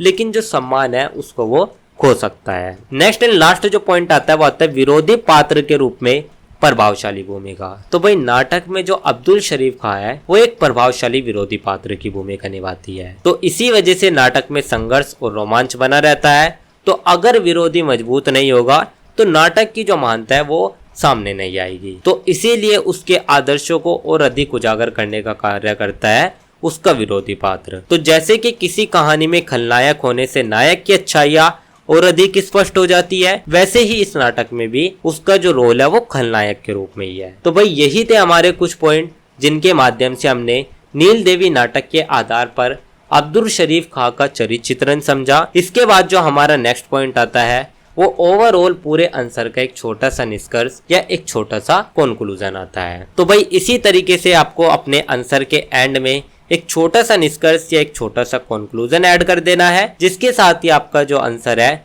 वो कंप्लीट हो जाएगा। तो यही था स्टूडेंट हमारा आंसर नंबर 4। तो भाई अब हम बात कर लेते हैं हमारे क्वेश्चन नंबर 5 के बारे में। तो सबसे पहले हम समझ लेते हैं कि जो हमारा क्वेश्चन नंबर 5 है इसमें आखिर हमसे पूछा क्या गया है। तो भाई क्वेश्चन नंबर 5 में हमसे पूछा गया है कि भारतवर्षोन्नति कैसे हो सकती है, इस निबंध की भाषा के बारे में आपको बताना है। यानी कि आपको बताना है कि ये जो हमारा निबंध है इसकी भाषा की विशेषताएं आपको बतानी है। इसी क्वेश्चन को आपसे अथवा या और करके इस तरीके से भी पूछा जा सकता है कि भारतवर्षोन्नति कैसे हो सकती है, निबंध की भाषा शैली की विशेषताओं का विश्लेषण कीजिए। यानी कि ओवरऑल आपको बताना है कि जो भाषा और उसकी विशेषताएं है वे क्या है और भारतेंदु जी ने अपने विचारों को किस प्रकार की भाषा में व्यक्त किया है और वो जो भाषा है वो पाठकों को कैसे प्रभावित करती है। तो भाई सबसे पहले हम समझ लेते हैं कि जो हमारा भाषा है वो आखिर होती क्या है। तो भाई भाषा हमारा वो माध्यम होती है जिसके माध्यम से लेखक पाठकों तक अपने जो विचार है,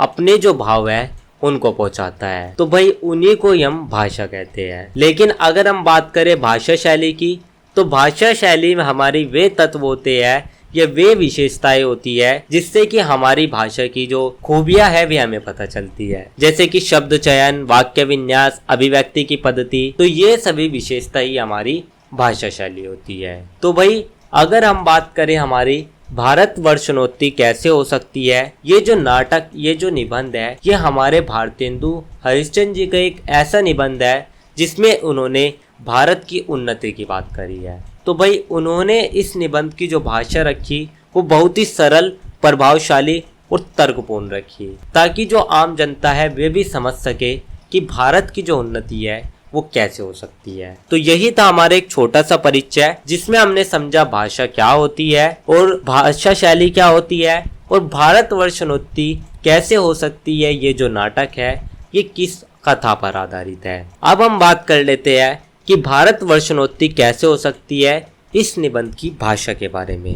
तो सबसे पहले अगर हम बात करें, ये जो निबंध है ये बहुत ही सरल एवं सहज भाषा में लिखा गया है। यानी कि इस निबंध की सबसे बड़ी विशेषता इसकी सरल भाषा है। तो जो भारतेंदु हरिश्चंद्र जी है उन्होंने कठिन और भारी भरकम शब्दों का प्रयोग नहीं किया, उन्होंने एक ऐसी भाषा लिखी जो कि आम लोगों को भी समझ में आ सके। तो अगर किसी किसान या सामान्य व्यक्ति को देश की उन्नति के बारे में समझाना हो तो सरल भाषा का उपयोग करना अधिक प्रभावी होता है, और भारतेंदु हरिश्चंद्र जी ने भी यही तरीका अपनाया। सेकंड जो विशेषता थी वो थी जन सामान्य के अनुकूल अभिव्यक्ति। तो भाई भारतेंदु जी केवल विद्वानों के लिए नहीं लिख रहे थे, उनका जो मेन ऑब्जेक्टिव था वो था पूरे समाज को जागरूक करना। तो इसीलिए उन्होंने जो सामान्य बोलचाल की जो भाषा थी उसका उपयोग किया, ताकि हर व्यक्ति तक उनके विचार पहुंच सके और जो भारतवर्ष नोती है वो सबको समझ में आ सके। तो जैसे कि आज कोई यूट्यूबर कठिन अकादमिक भाषा के बजाय आसान हिंदी में समझाता है ताकि ज्यादा लोग समझ सके। नेक्स्ट विशेषता आती है ओजपूर्ण एवं प्रेरणात्मक भाषा। तो भाई जब भी हम इस निबंध को पढ़ते हैं तो हमें ऐसा महसूस होता है कि लेखक लोगों को प्रेरित करना चाहता है, यानी कि वो लोगों को मोटिवेट करना चाहता है। तो उसके भाषा में उत्साह, जोश, देशभक्ति ये सभी हमें देखने को मिलती है, और वे भारतीयों को आगे बढ़ने और देश का विकास करने की प्रेरणा भी देते हैं। तो जब कोई शिक्षक छात्रों से कहता है कि मेहनत करो और देश का नाम रोशन करो, तो ये हमारी एक प्रेरणात्मक भाषा है, और यही भाषा पाठकों के मन में जागृति भी उत्पन्न करती है। नेक्स्ट जो पॉइंट आता है स्टूडेंट, वो आता है हमारे तर्कपूर्ण और स्पष्ट अभिव्यक्ति को लेकर। तो भाई भारतेंदु जी जो थे वे केवल भावात्मक बात ही नहीं करते थे, यानी कि उनकी जो बात रहती थी उसके पीछे तर्क यानी कि जो कारण है उनकी बातों के पीछे वो जरूर छिपा होता था। तो वे अपनी बातों को कारण और उदाहरणों के साथ प्रस्तुत करते थे।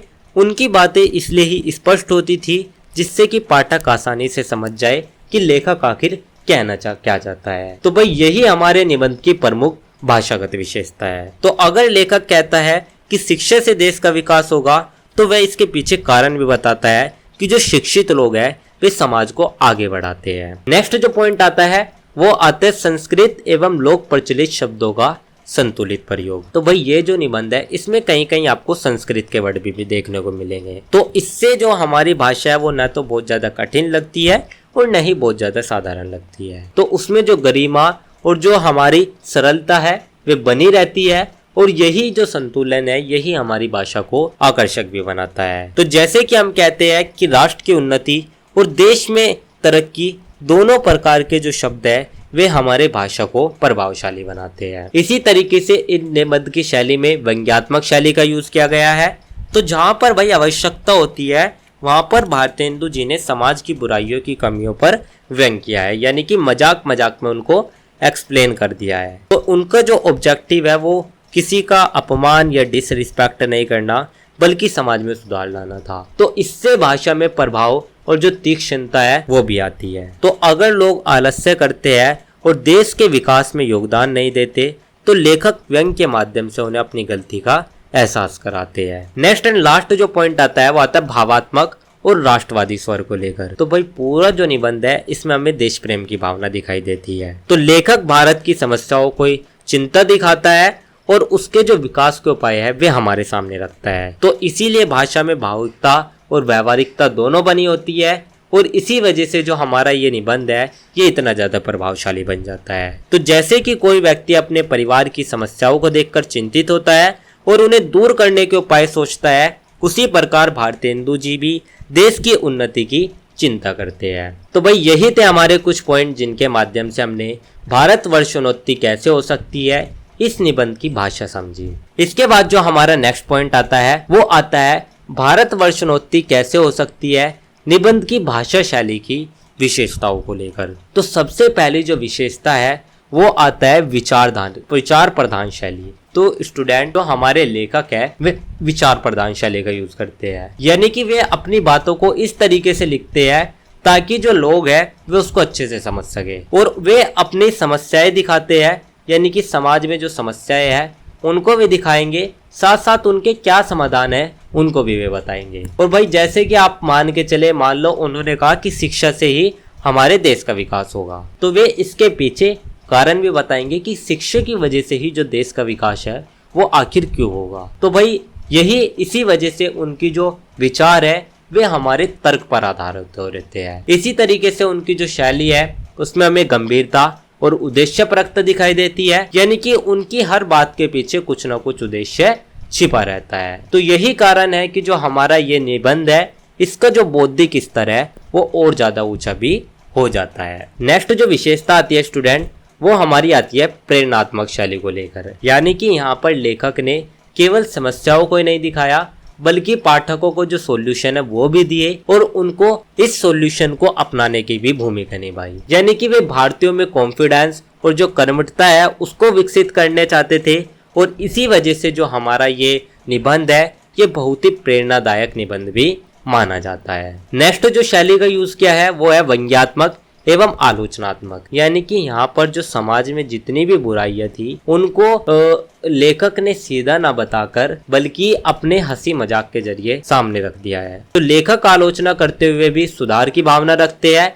इसीलिए उनकी जो शैली है वो कटाक्षपूर्ण होते हुए भी पॉजिटिव है। तो इससे पाठकों पर यानी कि पढ़ने वालों पर गहरा प्रभाव पड़ता है। नेक्स्ट जो पॉइंट आता है वो आता है क्रमबद्ध एवं संगठित प्रस्तुति को लेकर। तो भाई लेखक अपने जो विचार है उनको एक क्रम में रखता है, यानी कि प्रत्येक विषय का जो तार्किक रूप से विकास है वो करता है, जिससे कि उनके जो विचार है उसमें निरंतरता यानी कि जो कंटिन्यूअस है वो बना रहता है और यही शैली निबंध को प्रभावशाली भी बनाती है। नेक्स्ट जो पॉइंट आता है वो आता है उदाहरणों का प्रभावी उपयोग। तो भाई जो हमारे लेखक है उन्होंने अपने विचारों को हमेशा उदाहरणों के साथ प्रस्तुत किया है, यानी कि उनकी हर बातों के पीछे कुछ न कुछ उदाहरण या कोई ना कोई तर्क छिपा रहता था। तो इसी वजह से जो हमारे पाठक थे वे हमारे विषय से जुड़े रहते थे। तो यही उनकी शैली की एक महत्वपूर्ण विशेषता भी है। नेक्स्ट जो पॉइंट आता है वो आते हैं राष्ट्रीय चेतना से ओतप्रोत शैली। तो भाई जैसा कि हमारे निबंध के नाम से ही पता चल रहा है कि भारत वर्षोन्नति कैसे हो सकती है, यानी कि यहाँ पर जो लेखक है वो भारत की उन्नति के बारे में बात करना चाहता है, यानी कि वो लोगों में राष्ट्रीय भावना को जगाना चाहता है, देशभक्ति को जगाना चाहता है और इसी वजह से उसकी जो शैली है वो जन जागरण का कार्य भी करती है। तो इससे जो निबंध का उद्देश्य है, जो मेन ऑब्जेक्टिव है, वो भी सफल होता है। नेक्स्ट एंड लास्ट जो पॉइंट आता है वो आता है प्रभावशाली एवं शिक्षाप्रद अभिव्यक्ति को लेकर। तो भाई वे केवल पाठकों को जानकारी नहीं देते बल्कि उनको उसमें सुधार करने की प्रेरणा भी देते हैं। तो उनकी भाषा में स्पष्टता और उद्देश्यपरता इन सभी का सुंदर समन्वय हमें देखने को मिलता है और इसी वजह से उनकी जो भाषा है उसमें समाज सुधार की जो भावना है वो भी हमें देखने को मिलती है। तो यही कारण है कि ये जो निबंध है ये आज भी हमारे लिए प्रासंगिक बना हुआ है। तो भाई यही थे हमारे कुछ पॉइंट जिनके माध्यम से हमने भारत वर्षोन्नति कैसे हो सकती है, निबंध की भाषा शैली की विशेषताएं समझी। इसके बाद जो हमारा नेक्स्ट पॉइंट आता है वो हमारा ओवरऑल पूरे आंसर का एक छोटा सा निष्कर्ष या एक छोटा सा कंक्लूजन आता है। तो भाई इसी तरीके से आपको अपने आंसर के एंड में एक छोटा सा निष्कर्ष या एक छोटा सा कंक्लूजन ऐड कर देना है, जिसके साथ ही जो आपका आंसर है वो कंप्लीट हो जाएगा। तो यही था स्टूडेंट हमारा आंसर नंबर 5। तो भाई अब हम बात कर लेते हैं हमारे क्वेश्चन नंबर 6 के बारे में। तो सबसे पहले हम समझ लेते हैं कि जो हमारा क्वेश्चन नंबर 6 है इसमें आखिर हमसे पूछा क्या गया है। तो भाई क्वेश्चन नंबर 6 में हमसे पूछा गया है कि वैष्णवता और भारतवर्ष जो निबंध है इसके कथ्य की हमें समीक्षा करनी है, यानी कि हमें बताना है इसके मुख्य विषय और विचारों को सरल भाषा में। इसी क्वेश्चन को आपसे घुमा फिरा कर इस तरीके से भी पूछा जा सकता है कि वैष्णवता और भारतवर्ष निबंध के मुख्य विचारों एवं संदेश के बारे में बताइए। यानी कि इस निबंध में आपको निबंध के मुख्य विचार, संदेश और लेखक क्या बताना चाहता है इसकी व्याख्या करने को कहा गया है। तो इस निबंध में भारतेंदु जी ने वैष्णवता को केवल एक धार्मिक विचार ही नहीं बल्कि प्रेम, दया, मानवता और राष्ट्रीय एकता का मार्ग बताया है, उसी को हमें एक्सप्लेन करना है। तो भाई सबसे पहले हम समझ लेते हैं कि निबंध का जो कथ्य होता है वो आखिर होता क्या है। तो भाई निबंध का कथ्य हमारा वो विषय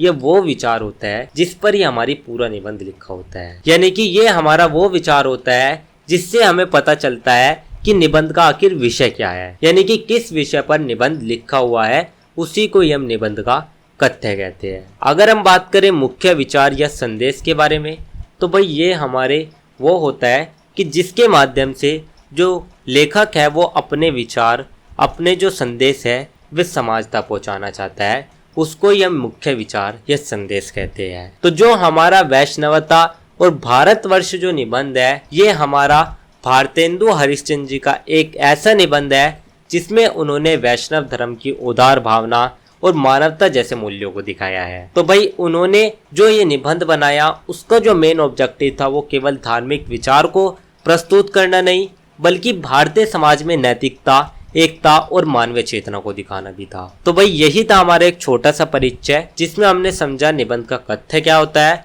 मुख्य विचार और संदेश क्या होता है और साथ ही जो वैष्णवता और भारतवर्ष निबंध है वो किस कथा पर आधारित है। अब हम बात कर लेते हैं वैष्णवता और भारतवर्ष निबंध के कथ्य की समीक्षा को लेकर। तो भाई सबसे पहला जो पॉइंट आता है स्टूडेंट हमारा, वो हमारा आता है वैष्णवता की उदार अवधारणा को लेकर। तो भाई जो हमारा भारतेंदु हरिश्चंद्र जी थे उनके अनुसार वैष्णवता केवल किसी एक धर्म या संप्रदाय का नाम नहीं था बल्कि ये प्रेम, दया और सहानुभूति का जीवन दर्शन है। यानी कि जो वैष्णवता है वो सभी मनुष्य के कल्याण की बात करता है और किसी प्रकार की जो संकीर्ण सोच है उसको वो स्वीकार नहीं करता। तो यही इसकी सबसे बड़ी विशेषता भी है। तो अगर कोई व्यक्ति बिना भेदभाव के जरूरतमंद लोगों की सहायता करता है तो वह वैष्णवता की भावना को अपनाता है। सेकंड जो पॉइंट आता है वो आता है भारतीय संस्कृति से गहरा संबंध। तो भाई लेखक बताते हैं कि जो वैष्णवता है कि भारतीय संस्कृति का एक हिस्सा है। तो भारतीय परंपरा में हमेशा प्रेम, त्याग,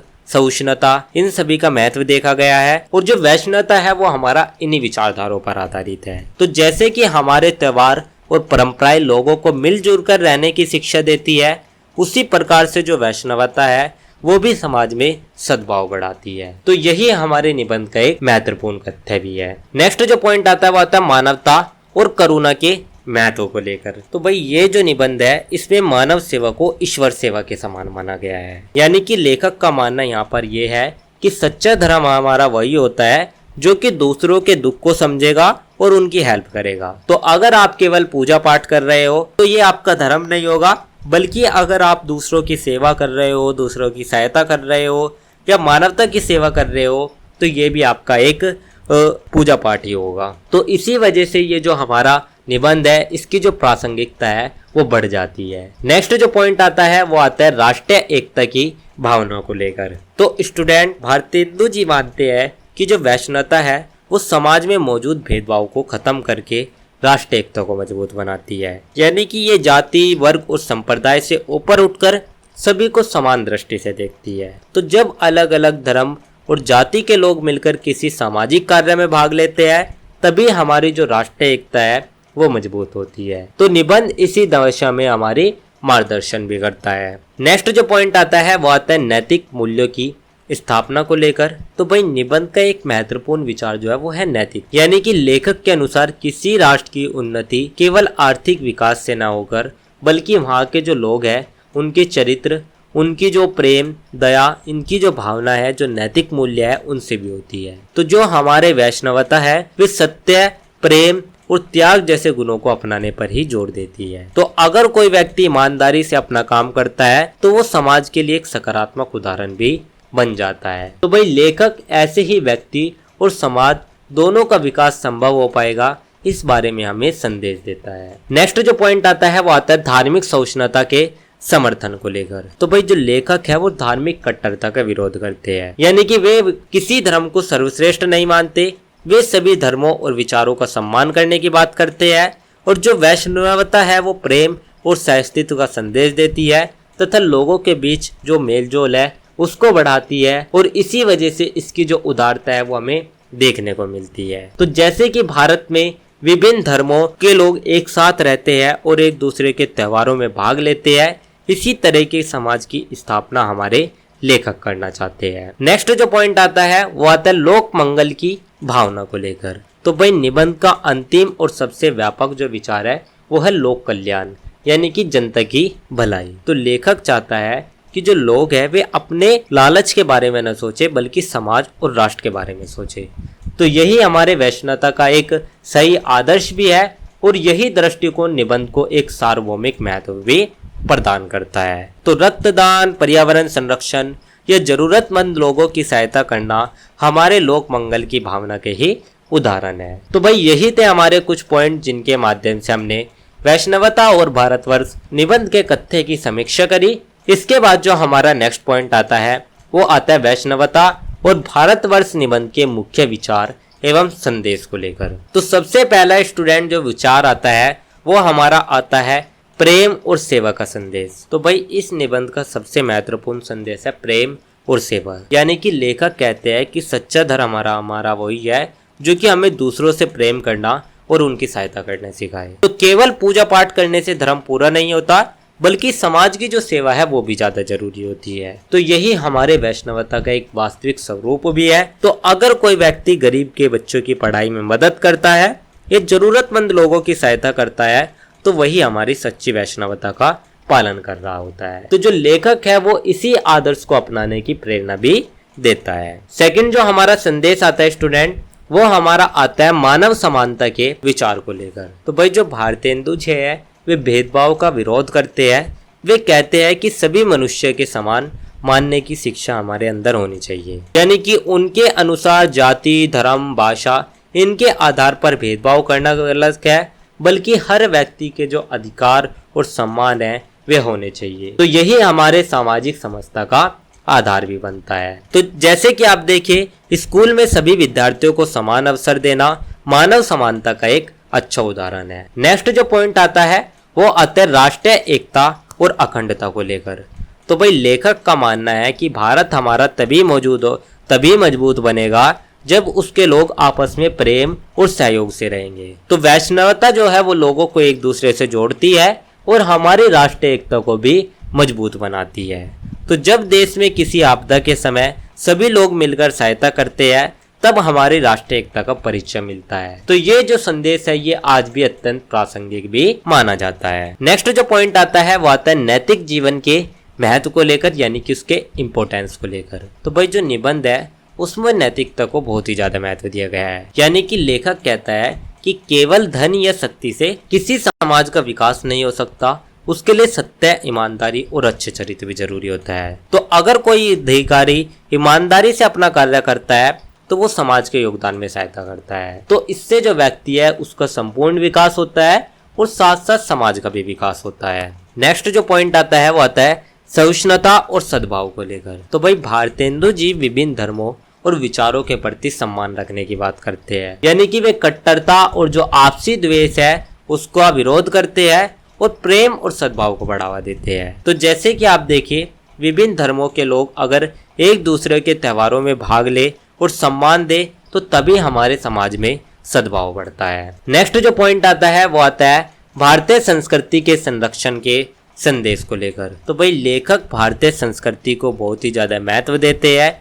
उनके अनुसार भारतीय संस्कृति के जो मूल आदर्श है जैसे कि प्रेम, करुणा, सेवा, तो इनको सुरक्षित रखना बहुत ज़्यादा जरूरी है, क्योंकि यही हमारे पहचान और हमारी शक्ति है। और वैष्णवता के आदर्श भारतीय संस्कृति की आत्मा भी माने गए हैं। तो अपनी भाषा, परंपराओं और सांस्कृतिक मूल्यों का सम्मान करना भारतीय संस्कृति के संरक्षण का ही उदाहरण है और इसी से ही हमारी जो सांस्कृतिक पहचान है वो भी मजबूत होती है। नेक्स्ट एंड लास्ट जो पॉइंट आता है स्टूडेंट वो आता है लोक कल्याण और विश्व बंधुत्व की भावना को लेकर। तो भाई निबंध का अंतिम संदेश पूरे मानव समाज के कल्याण से जुड़ा हुआ है। लेखक चाहता है कि मनुष्य केवल अपने स्वार्थ तक न रहकर बल्कि पूरे समाज और विश्व के हित में कार्य करे। तो पर्यावरण संरक्षण, रक्तदान और समाज सेवा जैसे जो कार्य है ये हमारे लोक कल्याण और विश्व बंधुत्व की जो भावना है उसको दर्शाते हैं और यही हमारे निबंध का एक सर्वोच्च आदर्श भी है। तो भाई यही थे हमारे कुछ पॉइंट जिनके माध्यम से हमने वैष्णवता और भारतवर्ष निबंध के मुख्य विचार एवं संदेश को समझा। इसके बाद जो हमारा नेक्स्ट पॉइंट आता है वो ओवरऑल पूरे आंसर का एक छोटा सा निष्कर्ष या एक छोटा सा कंक्लूजन आता है। तो भाई निष्कर्ष या कंक्लूजन में हम कह सकते हैं कि जो हमारा वैष्णवता और भारतवर्ष निबंध है ये हमारा बहुत ही विचार प्रधान निबंध है। तो इसी तरीके से आपको अपने आंसर के एंड में एक छोटा सा निष्कर्ष, एक छोटा सा कंक्लूजन ऐड कर देना है, जिसके साथ ही आपका जो आंसर है वो कंप्लीट हो जाएगा। तो यही था स्टूडेंट हमारा आंसर नंबर 6। तो भाई अब हम बात कर लेते हैं हमारे क्वेश्चन नंबर 7 के बारे में। तो सबसे पहले हम समझ लेते हैं कि जो हमारा क्वेश्चन नंबर 7 है इसमें आखिर हमसे पूछा क्या गया है। तो भाई क्वेश्चन नंबर 7 में हमसे पूछा गया है कि एक अद्भुत अपूर्ण स्वप्न का सार लिखिए। यानी कि ये जो हमारा रचना है भारतेंदु हरिश्चंद्र जी की इसका हमें सार लिखना है। इसी के साथ साथ यहाँ पर हमसे ये भी पूछा गया है कि एक अद्भुत अपूर्व स्वप्न के मुख्य कथ्य एवं उद्देश्य का संक्षिप्त वर्णन कीजिए। तो ओवरऑल आपको ये बताना है कि जो हमारा ये रचना है इसका सार क्या है, मुख्य कथ्य क्या है और उद्देश्य क्या है। तो भाई सबसे पहले हम समझ लेते हैं कि जो किसी रचना का सार होता है उसका अर्थ क्या होता है। तो भाई सार हमारा वो होता है जिसमें हम पूरे जो हमारी रचना है उसके विचार, उसकी घटना, उन सभी को एक छोटे रूप में प्रस्तुत कर दे, उसी को ही हम रचना का सार कहते हैं। लेकिन अगर हम बात करें कथ्य की, तो कथ्य हमारा वो विचार होता है जिस पर हमारी पूर्ण रचना का विकास हुआ है, और उद्देश्य हमारा वो होता है जिसके माध्यम से जो हमारा लेखक है, जिस रचना के माध्यम से लेखक समाज को जो संदेश देना चाहता है उसी को ही हम उद्देश्य कहते हैं। तो भाई जो हमारा एक अद्भुत अपूर्व स्वप्न है, ये हमारे भारतेंदु हरिश्चंद्र जी की एक ऐसी रचना है जिसमें उन्होंने स्वप्न यानी कि जो हमारा सपना होता है उसके माध्यम से भारतीय समाज और सामाजिक कुरीतियों का चित्रण किया है। तो व्यंग, कल्पना और प्रतीकात्मक शैली के माध्यम से उन्होंने जो राष्ट्रीय चेतना है उसको इस रचना में दिखाया हुआ है। तो भाई यही था हमारा एक छोटा सा परिचय। इसमें हमने समझा रचना का सार क्या होता है, कथ्य क्या होता है और एक अद्भुत अपूर्व स्वप्न किस विषय पर आधारित है। अब हम बात कर लेते हैं हमारे एक अद्भुत अपूर्व स्वप्न के सार को लेकर। तो सबसे पहले जो हमारी कथा शुरू होती है वो स्वप्न के माध्यम से शुरू होती है, यानी कि एक सपने से। तो भाई रचना की शुरुआत एक विचित्र स्वप्न से होती है जिसमें लेखक सपने में कई ऐसे दृश्य देखता है जो कि सामान्य जीवन से अलग और आश्चर्यजनक होते हैं। तो ये जो हमारे दृश्य होते हैं इन्हीं के माध्यम से समाज और शासन की जो वास्तविक स्थिति है वे हमारे लेखक दिखाते हैं, और सपने की जो शैली है वही हमारी रचना को रोचक बना देती है। तो भाई इसी आधार पर जो हमारी पूरी कथा है उसका विकास होता है। तो जैसे किसी फिल्म में काल्पनिक कहानी दिखाकर वास्तविक समस्याओं पर प्रकाश डाला जाता है, वैसे ही यहाँ पर सपनों का प्रयोग भी किया गया था। सेकंड जो पॉइंट आता है वो आता है तत्कालीन समाज के चित्रण को लेखक। तो भाई लेखक ने समाज में फैली अनेक बुराइयों को दिखाया है। तो अज्ञानता, अंधविश्वास, रूढ़िवादिता, ये सभी समस्याएं हमारे समाज को कमजोर बनाती है और लोगों में जो जागरूकता की कमी है वो बहुत ही कम है। तो लोगों ने इसीलिए जो हमारे नागरिक हैं उनको जागरूक करने की कोशिश करी है।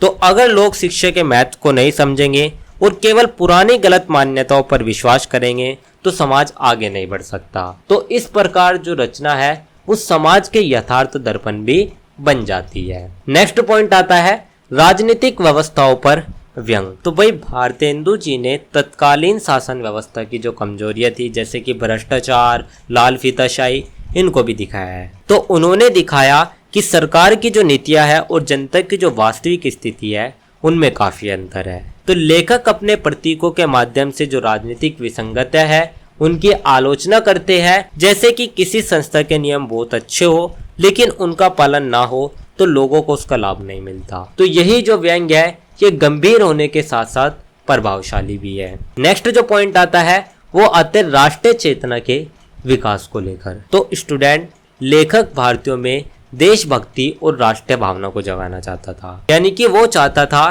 कि लोग अपनी कमजोरियों को पहचाने और उसके बाद उनमें सुधार करें, तभी हमारे जो देश की उन्नति है वो हो सकेगी। तो भाई अगर हर नागरिक अपने देश की जिम्मेदारी समझेगा तो देश तेजी से विकास कर सकता है। तो ये जो भाव है ये रचना को विशेष महत्व प्रदान करता है। नेक्स्ट जो पॉइंट आता है वो आता है सामाजिक सुधार की प्रेरणा को लेकर। तो भाई रचना में समाज में जो कुरीतियां थी, जो बुराइयां थी, उनको दिखाया गया है, यानी कि लेखक लोगों को अंधविश्वास, आलस्य, इन सभी को छोड़कर शिक्षा अपनाने की, सुधार की आवश्यकता पर बल देता है। जैसे कि बेटियों की शिक्षा को महत्व देना सामाजिक सुधार का एक अच्छा उदाहरण है।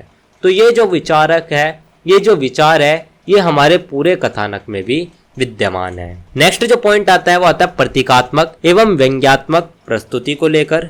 तो भाई इस रचना की सबसे बड़ी विशेषता इसकी प्रतीकात्मक शैली है, यानी कि सपने के प्रत्येक दृश्य के पीछे कोई ना कोई सामाजिक या राजनीतिक अर्थ छिपा होता था, और व्यंग यानी कि हंसी मजाक के कारण ही जो रचना है वो रोचक भी लगती है और लोगों को सोचने पर भी मजबूर करती है। तो जैसे कि आप देखिए पंचतंत्र की कहानियों में जानवरों के माध्यम से मनुष्य की बातें कही जाती है। नेक्स्ट एंड लास्ट जो पॉइंट आता है वो आता है आशावादी समापन। तो भाई इस रचना की जो एंडिंग है उसमें हमारे कई ऐसी समस्याओं का चित्रण गया है जिससे कि लेखक निराश न होकर सुधार और परिवर्तन के लिए जागरूक करता है। तो उसे विश्वास है कि अगर जनता जागरूक हो जाए तो समाज और राष्ट्र का भविष्य उज्जवल हो सकता है, और यही हमारी रचना का महत्वपूर्ण संदेश भी है। तो अगर किसी गांव में शिक्षा और जागरूकता बढ़ जाए तो वहां की अधिकांश जो समस्या है वे धीरे धीरे समाप्त होने लगती है, और यही आशावाद इस रचना का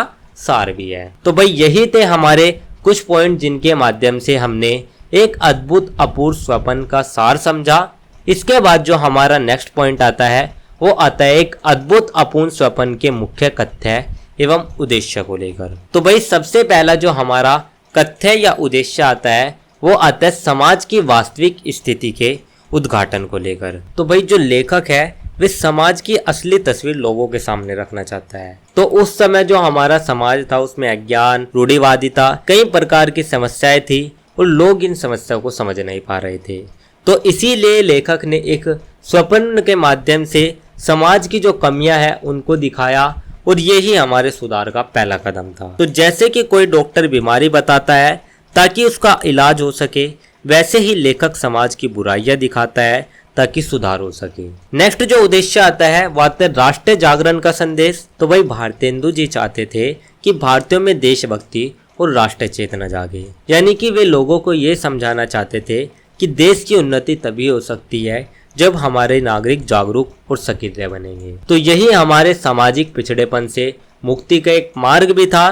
तो अगर किसी स्कूल के सभी विद्यार्थी अपने स्कूल की सफाई और विकास में सहयोग करे तो स्कूल आगे बढ़ सकता है, उसी प्रकार देश भी नागरिकों के प्रयासों से ही आगे बढ़ सकता है। नेक्स्ट जो पॉइंट आता है वो आता है अंधविश्वास और रूढ़ियों का विरोध। तो भाई जो लेखक है वे अंधविश्वास और पुरानी गलत परंपराओं का विरोध करते हैं। उनका मानना था कि जब तक लोग तर्क और विज्ञान को नहीं समझेंगे तब तक वे समाज में प्रगति नहीं कर पाएंगे। तो वे हमारी विवेकपूर्ण सोच अपनाने पर जोर देते हैं। जैसे कि आप देखें, अगर कोई व्यक्ति बीमारी होने पर डॉक्टर के पास जाने के बजाय केवल झाड़ फूक पर भरोसा करे तो बीमारी और ज्यादा बढ़ सकती है। तो इससे रचना का जो सुधारवादी पक्ष है वो भी स्पष्ट होता है। नेक्स्ट जो पॉइंट आता है स्टूडेंट वो हमारा आता है शिक्षा और ज्ञान के महत्व को लेकर। तो भाई भारतेंदु जी शिक्षा को विकास की सबसे बड़ी शक्ति मानते हैं, यानी कि वे कहते हैं कि जो शिक्षित व्यक्ति है वो अपने अधिकारों और कर्तव्य को अच्छे से समझता है। तो इसीलिए लेखक शिक्षा पर जोर देता है, और ज्ञान के अभाव में जो व्यक्ति और राष्ट्र है वे दोनों ही पीछे रह जाते हैं। तो इसीलिए शिक्षक को यहाँ पर आवश्यक बताया गया है। तो जिस व्यक्ति को कानून की जानकारी होती है वह अपने अधिकारों की रक्षा भी कर सकता है। नेक्स्ट जो पॉइंट आता है वो आता है व्यंग्य के माध्यम से सुधार। तो भाई ये जो रचना है इसमें लेखक ने व्यंग्य का प्रयोग केवल हंसाने के लिए नहीं किया, बल्कि उसने हंसी मजाक के जरिए समाज की जो गलतियां, जो कुरीतियां थी उनकी ओर ध्यान आकर्षित किया, ताकि जो लोग हैं उन पर सोच सके और फिर उनमें सुधार कर सके। तो यही इस शैली की एक सफलता भी है। तो जब शिक्षक मजाकिया ढंग से किसी गलती की ओर ध्यान दिलाते हैं तो छात्र उसे जल्दी समझ जाते हैं। नेक्स्ट जो पॉइंट आता है स्टूडेंट वो हमारा आता है आत्मनिर्भरता और जागरूकता के संदेश को लेकर। तो भाई लेखक चाहता है कि लोग दूसरों पर निर्भर होने की बजाय खुद मेहनत करें और अपना विकास करे। तो लेखक सक्रिय जीवन दृष्टि का समर्थन करता है। जैसे कि आप देखिए, जो विद्यार्थी अपनी पढ़ाई की जिम्मेदारी खुद लेता है वही अच्छे अंक प्राप्त करता है। तो यही उसका एक व्यवहारिक संदेश है। नेक्स्ट एंड लास्ट जो पॉइंट आता है वो आता है आदर्श समाज और राष्ट्र की कल्पना। तो भाई इस रचना का जो मेन अंतिम उद्देश्य है वो एक ऐसे समाज की रचना करना है जहाँ पर शिक्षा, नैतिकता और समानता हो, और जो लोग हैं वे अपने कर्तव्यों को निभाए और समाज कल्याण में योगदान। तो यही हमारे आदर्श राष्ट्र की एक परिकल्पना भी है। तो ऐसा समाज जहाँ पर सभी लोगों को समान अवसर मिले और सभी मिलजुल कर देश के विकास में योगदान दे। तो भाई यही थे हमारे कुछ पॉइंट जिसके माध्यम से हमने एक अद्भुत अपूर्व स्वप्न के मुख्य कथ्य एवं उद्देश्य को समझा। इसके बाद जो हमारा नेक्स्ट पॉइंट आता है वो ओवरऑल पूरे आंसर का एक छोटा सा निष्कर्ष या एक छोटा सा कंक्लूजन आता है। तो भाई इसी तरीके से आपको अपने आंसर के एंड में एक छोटा सा निष्कर्ष, एक छोटा सा कंक्लूजन ऐड कर देना है, जिसके साथ ही आपका जो आंसर है वो कंप्लीट हो जाएगा। तो यही था स्टूडेंट हमारा आंसर नंबर 7। अब हम बात कर लेते हैं हमारे क्वेश्चन नंबर 8 के बारे में। तो भाई सबसे पहले हम समझ लेते हैं कि जो हमारा क्वेश्चन नंबर 8 है इसमें आखिर हमसे पूछा क्या गया है। तो भाई क्वेश्चन नंबर 8 में हमसे एक कहानी, कुछ आप बीती, कुछ जग बीती के उद्देश्य को स्पष्ट कीजिए। यानी कि इस कहानी के उद्देश्य को हमें बताना है। साथ ही हमसे पूछा गया है कि इस कहानी की मूल संवेदना एवं संदेश पर प्रकाश डालिए। तो ओवरऑल हमें यहाँ पर 3 चीजें बतानी है। सबसे पहला उद्देश्य है, सेकंड मूल संवेदना और थर्ड संदेश। तो भाई सबसे पहले हम समझ लेते हैं कि किसी रचना का उद्देश्य आखिर होता क्या है। तो भाई उद्देश्य हमारा वो भाव होता है जिसके माध्यम से, जैसे मान लो कोई लेखक है तो लेखक अपनी जो रचना है उसके माध्यम से जो लक्ष्य रखता है समाज तक पहुंचाने का, उसी को हम उस रचना का उद्देश्य कहते हैं। अगर हम बात करें मूल संवेदना का, तो मूल संवेदना हमारा वो होती है जो कि हमारे पूरे रचना में इर्द गिर्द घूमती रहती है, जैसे कि कोई भाव हो गया। अगर हम बात करें संदेश की, तो संदेश हमारी वो शिक्षा या प्रेरणा होती है जो कि पाठक प्रदान करता है। तो भाई जो हमारी एक कहानी, कुछ आप बीती कुछ जग बीती, जो ये कहानी है ये हमारी ऐसी कहानी है जिसमें व्यक्तिगत अनुभव के साथ साथ समाज की जो वास्तविक परिस्थितियां है उनको भी दिखाया गया है। तो भाई इसमें सहानुभूति, जन जागरण, सामाजिक यथार्थ, इन सभी का एक सुंदर मिश्रण हमें देखने को मिलता है। तो यही था स्टूडेंट हमारा एक छोटा सा परिचय, जिसमें हमने समझा रचना का उद्देश्य क्या होता है,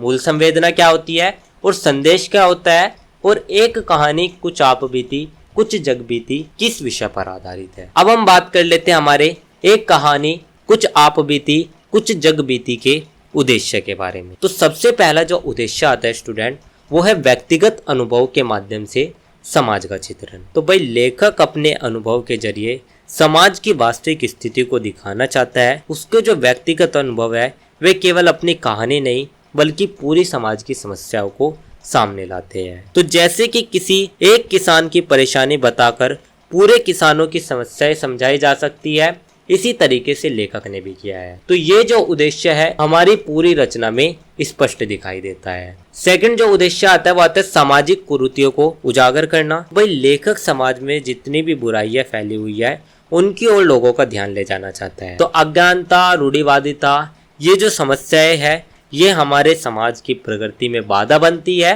और लेखक इनका विरोध करते हुए जो सुधार की बात है वो करता है। तो बाल विवाह और छुआछूत जैसी जो कुरीतियां है ये हमारे समाज के विकास को भी रोकती है। नेक्स्ट जो पॉइंट आता है वो आता है आत्मचिंतन की प्रेरणा देना। तो भाई लेखक चाहता है कि जो पाठक है वो अपने व्यवहार और जिम्मेदारियों पर विचार करे। यानी कि जब व्यक्ति अपनी गलतियों को पहचानेगा तभी वो सुधार कर पाएगा। तो यही विचार रचना को और ज्यादा शिक्षाप्रद भी बनाता है। तो अगर कोई विद्यार्थी अपनी पढ़ाई में कमी पहचान ले तो वो आगे बेहतर प्रदर्शन भी कर सकता है। नेक्स्ट उद्देश्य आता है मानवीय संवेदनाओं को जागृत करना। तो रचना में मानव जीवन के दुख, संघर्ष, भावनाएं, इन सभी को दिखाया गया है। लेखक चाहता है कि लोगों में करुणा, सहानुभूति और जो मानवता है ये बनी रहे। तो जैसे कि आप देखिए किसी गरीब या जरूरतमंद व्यक्ति की सहायता करना मानवीय संवेदना का ये एक उदाहरण है और यही उद्देश्य रचना को भावात्मक गहराई से भी जोड़ता है। नेक्स्ट जो उदाहरण आता है स्टूडेंट हमारा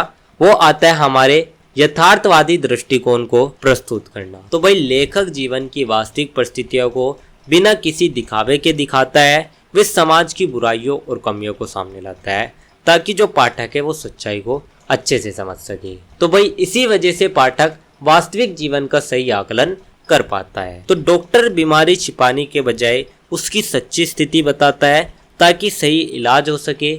इसी तरीके से लेखक समाज के जो वास्तविक जीवन है उसको दिखाता है। नेक्स्ट जो पॉइंट आता है वो आता है समाज सुधार की भावना विकसित करना। भाई लेखक का विश्वास है कि जो साहित्य है वो समाज में बदलाव ला सकता है। तो इसीलिए जो हमारा शिक्षा, नैतिकता और सामाजिक जिम्मेदारी है उसको अपनाने की प्रेरणा दी गई है और यही सुधारवादी दृष्टिकोण हमारी रचना का महत्वपूर्ण उद्देश्य भी है। तो जैसे कि आप देखिए शिक्षा के प्रसार से अंधविश्वास और अज्ञानता को भी कम किया जा सकता है। नेक्स्ट एंड लास्ट जो पॉइंट आता है वो आता है जीवन से सीख लेने का संदेश। तो भाई रचना हमें ये भी सिखाती है कि व्यक्ति को अपने और दूसरों के अनुभव से सीख लेनी चाहिए। यानी कि जीवन के संघर्ष हमें मजबूत और परिपक्व बनाते हैं। तो अगर कोई व्यक्ति अपनी असफलता से सीखकर दोबारा प्रयास करे तो वो सफलता प्राप्त कर सकता है। तो इससे पाठकों को प्रेरणा भी मिलती है। तो भाई यही थे हमारे कुछ पॉइंट जिनके माध्यम से हमने एक कहानी कुछ आप बीती कुछ जग बीती का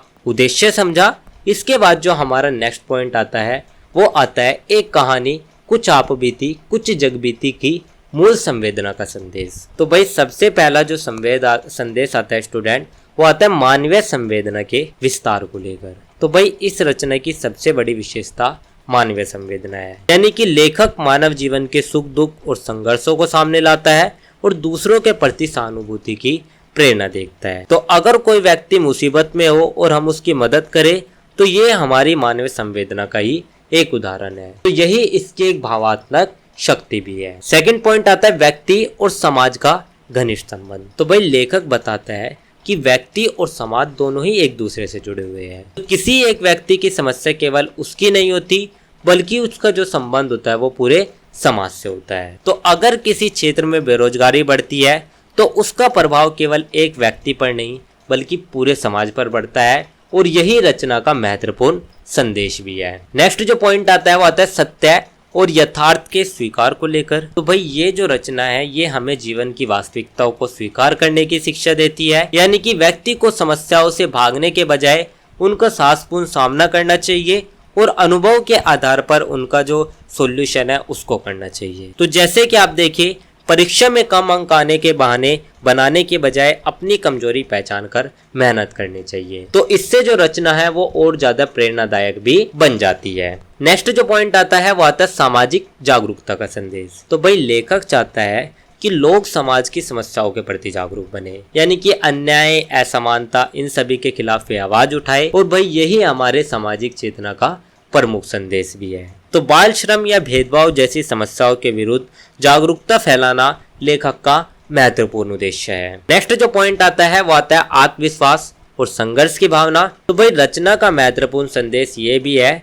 कि हमें कभी भी कठिन परिस्थितियों से घबराना नहीं चाहिए, हमें पेशेंस बनाए रखना चाहिए, मेहनत करनी चाहिए और उसी के आधार पर अपने सक्सेस को हम प्राप्त कर सकते हैं। तो यही जो संदेश है यही युवाओं के लिए विशेष रूप से प्रेरणादायक है। तो जैसे कि आप देखिए कई बार असफल होने के बाद भी लगातार प्रयास करने वाला विद्यार्थी अंत में सफल हो जाता है। नेक्स्ट जो पॉइंट आता है वो आता है हमारे नैतिक मूल्यों की प्रतिष्ठा को लेकर। तो भाई लेखक सत्य, ईमानदारी, परिश्रम इन सभी को जीवन का आधार मानता है। तो उसका मानना यह है कि जो अनैतिकता है वो हमारे समाज को कमजोर बनाती है और जो नैतिकता है वो समाज को मजबूत बनाती है और यही रचना की मूल संवेदना का महत्वपूर्ण पक्ष भी है। तो जैसे कि आप देखिए ईमानदारी से किया गया जो कार्य है वो हमेशा सम्मान दिलाता है। नेक्स्ट एंड लास्ट जो पॉइंट आता है वो आता है लोक मंगल और सकारात्मक परिवर्तन को लेकर। तो भाई रचना का अंतिम उद्देश्य है समाज और राष्ट्र के कल्याण से जुड़ा हुआ है। तो लेखक चाहता है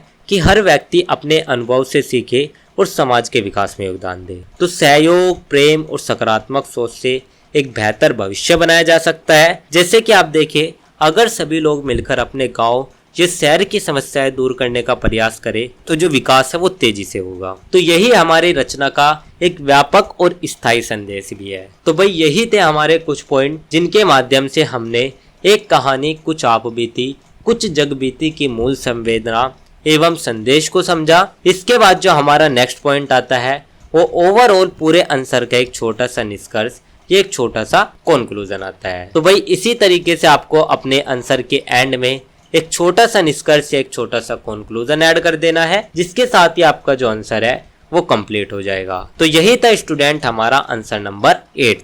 अब हम बात कर लेते हैं हमारे क्वेश्चन नंबर 9 के बारे में। तो भाई सबसे पहले हम समझ लेते हैं कि जो हमारा क्वेश्चन नंबर 9 है इसमें आखिर हमसे पूछा क्या गया है। तो भाई क्वेश्चन नंबर 9 में हमसे सह प्रसंग व्याख्या करने के लिए दी गई है, यानी कि यहाँ पर हमसे 2 प्रसंग दे दिए गए हैं, एक गद्य एक पद, इनकी हमें व्याख्या करनी है। तो भाई यहाँ पर मैं आपको एक चीज क्लियर करना चाहूंगा स्टूडेंट, जो ये हमारे गद्य या पद होते हैं ये हमारे कभी भी सेम नहीं आते, तो ये आपके हमेशा चेंज होते रहते हैं। तो इसीलिए मैं आपको ये सॉल्यूशन देना चाहूंगा, मैं आपको यही गाइड करना चाहूंगा कि आप इस आंसर का फॉर्मेट समझ लीजिएगा, क्योंकि आप इस आंसर को छोड़ भी नहीं सकते, क्योंकि ये जो आंसर है ये डेफिनेटली हमारे एग्जाम में आता ही आता है। तो अगर आप इस आंसर को छोड़ोगे तो आपका एक क्वेश्चन जाएगा ही जाएगा। तो इसीलिए सबसे अच्छा सॉल्यूशन यही है कि आपको इस आंसर का फॉर्मेट समझ लेना है। फिर आपसे कोई भी गद्य या कोई भी पद पूछ लिया जाए तो आप उसका आसानी से आंसर लिख सकेंगे। तो इसीलिए आज के इस आंसर में भी हम आपको इसका फॉर्मेट ही बताएंगे कि इस आंसर को आखिर लिखना कैसा है। तो भाई यहाँ पर हमें दो प्रसंग दे दिए गए हैं, पहला हमारा पद है, दूसरा हमारा गद्य है। तो ये जो पद है आप देख सकते हैं, इसकी हमें व्याख्या करनी है और जो ये गद्य है इसकी भी हमें व्याख्या करनी है। तो चलिए इस आंसर का जो फॉर्मेट है वो हम समझ लेते हैं। तो स्टूडेंट, जब भी हम इस आंसर की शुरुआत करेंगे तो आपको सबसे पहले ऊपर सप्रसंग व्याख्या लिख, तो फर्स्ट स्टेप आपका यही है कि आप सप्रसंग व्याख्या लिखोगे। उसके बाद आपको क्या करना है, उसमें आपको सप्रसंग व्याख्या में 4 भाग लिखने होते हैं। तो 4 भाग कौन से होते हैं? पहला आपका आता है पद्यांश या गद्यांश, सेकंड भाग आता है आपका प्रसंग, थर्ड भाग आपका आता है व्याख्या और फोर्थ पार्ट आपका आता है भावार्थ। तो इसी के साथ ही आपको अपने आंसर को कंप्लीट करना है। तो सबसे पहले आप लिखेंगे पद्यांश। अगर आपको पद दिया गया है तो आप पद्यांश लिखेंगे, अगर आपको गद्य दिया गया है तो आप गद्यांश लिखेंगे। तो भाई ये हमने कहाँ से उठाया, आप सभी कंफ्यूज हो गए, ये हमारे क्वेश्चन में था। आप नोटिस कीजिएगा, ये हमारे क्वेश्चन में दिया हुआ था, इसी को ही हमने लिख लिया। तो अगर हमारा पद्यांश दिया है तो हम पद्यांश लिख लेंगे, गद्यांश दिया है तो हम गद्यांश लिख लेंगे। तो पद्यांश और गद्यांश में हम सबसे पहले प्रश्न में दिया गया पद्यांश या गद्यांश जैसा है वैसा लिख देते हैं। उसके बाद हम क्या करेंगे, उसके बाद जो हमारा सेकंड स्टेप आएगा वो आएगा हमारे प्रसंग का। तो भाई प्रसंग में क्या करना होता है, तो भाई इस भाग में आपने लिखना है कि ये जो पंक्तियां है ये किस रचना से ली गई है, इसके लेखक कौन है और किस परिस्थिति में ये कही गई है। तो भाई जैसे कि आप देखिए यहाँ पर हमने, आप उदाहरण भी देख लीजिएगा, जैसे कि हम देखिए ये जो पद है ये हमने विरह वियोग की मार्मिक स्थिति का चित्रण करता है। इसमें विरहनी नायिका अपने प्रिय के विछड़ो अत्यंत दुखी है और अपनी पीड़ा को व्यक्त कर रही है। तो इसी तरीके से आपको प्रसंग लिख देना है। प्रसंग लिखने के बाद आप व्याख्या लिखेंगे। व्याख्या आपके सबसे इम्पोर्टेंट होती है क्योंकि यही आपको मार्क्स से दिलाती है। तो ये आपका सबसे बड़ा भाग होता है। इसमें आपको क्या करना होता है, इसमें आपको पंक्ति दर पंक्ति सरल भाषा में अर्थ लिखनी होती है, यानी कि जो बात लेखक कहना चाहता है उसी को ही आपको सिंपल वर्ड में समझाना होता है। तो 2-3 पैराग्राफ में आप इसको लिख सकते हो। जैसे कि आप देखिए यहाँ पर हमने लिखा है कि कवि कहता है कि कोयल और पपीहा बार बार मधुर स्वर में पुकार कर विरहानी के प्राणों को और अधिक व्याकुल कर रहे हैं। तो ये हमने कहाँ से लिखा, आप देखिएगा हमारे क्वेश्चन में कोयल अरु पपुआ गगन रटी रटी खायो पान, यानी कि यहाँ पर जो शब्द है उसी को ही हमने एक्सप्लेन कर दिया है कि लेखक आखिर या कवि आखिर कहना क्या चाहता है। तो आपको एक चीज हमेशा याद रखनी है, अगर आपका पद है तो आपको कवि लिखना है और अगर आपका गद्य है तो आपको लेखक लिखना है। तो इसी तरीके से आप अपनी एक व्याख्या लिख देंगे। व्याख्या लिखने के बाद आपको अपने आंसर में एक भावार्थ ऐड कर देना है, जिसमें आपको 3 से 4 लाइन में पूरे अंश का जो मुख्य भाव है, यानी कि पूरा जो उद्देश्य है जो कि लेखक इसमें समझाना चाहता है, उसको आप लिख देना है। तो जैसे कि हमने इस पद में विरह की वेदना, अकेलापन की भावना, प्रिय वियोग से उत्पन्न मानसिक पीड़ा, इन सभी का वर्णन किया है। तो इतना सब लिखने के साथ ही आपका जो आंसर है वो कंप्लीट हो जाएगा। तो स्टूडेंट, आपको इसी फॉर्मेट में अपना आंसर लिखना है। आपसे चाहे कोई भी गद्य या कोई भी पद पूछ लिया जाए, अगर आप इस तरीके से आंसर लिखोगे तो आपके अच्छे नंबर आ जाएंगे। इसी तरीके से एक उदाहरण हम गद्य वाला भी देख लेते हैं। ये तो हमने पद वाला देखा, गद्य वाले में भी आपको सेम करना है, बस पद्यांश की जगह गद्यांश कर देना है। इसी तरीके से प्रसंग आपका सेम रहेगा, जिसमें आप लेखक का नाम और जो आपका ये पद है ये कहाँ से लिया गया है, किस स्थिति से लिखा गया है, वो आपको लिख देना है। उसके बाद व्याख्या भी ऐसे ही कर देनी है कि लेखक क्या कहना चाहता है, अपने शब्दों में लॉन्ग एक्सप्लेन कर देना है। उसके बाद आपको भावार्थ लिख देना है, जिसके साथ ही आपका जो आंसर है वो कंप्लीट हो जाएगा। तो स्टूडेंट, इसी फॉर्मेट में आप अपना आंसर लिखिएगा ताकि आपको अच्छे खासे मार्क्स मिल सके। तो स्टूडेंट, इसी के साथ ही हमारा जो आंसर नंबर 9 है वो भी कंप्लीट होता है। तो यही था हमारा आंसर नंबर 9, जिसके साथ ही हमारे किसी एक साहित्यकार का अध्ययन भारतेंदु हरिश्चंद्र जी का जो most important question and answer subject है वो हमारा कंप्लीट होता है। तो इसी के साथ हमने 9 ऐसे most important question and answer समझे, जिनके साथ हमारा जो एग्जाम है वो पूरा कवर हो जाएगा। तो स्टूडेंट, ये सिंगल वीडियो ये आपके एग्जाम पर्पस से बहुत हो जाएगी। तो आई होप आप सभी के समझ आ गया होगा। अब मिलते हैं हम नेक्स्ट वीडियो में।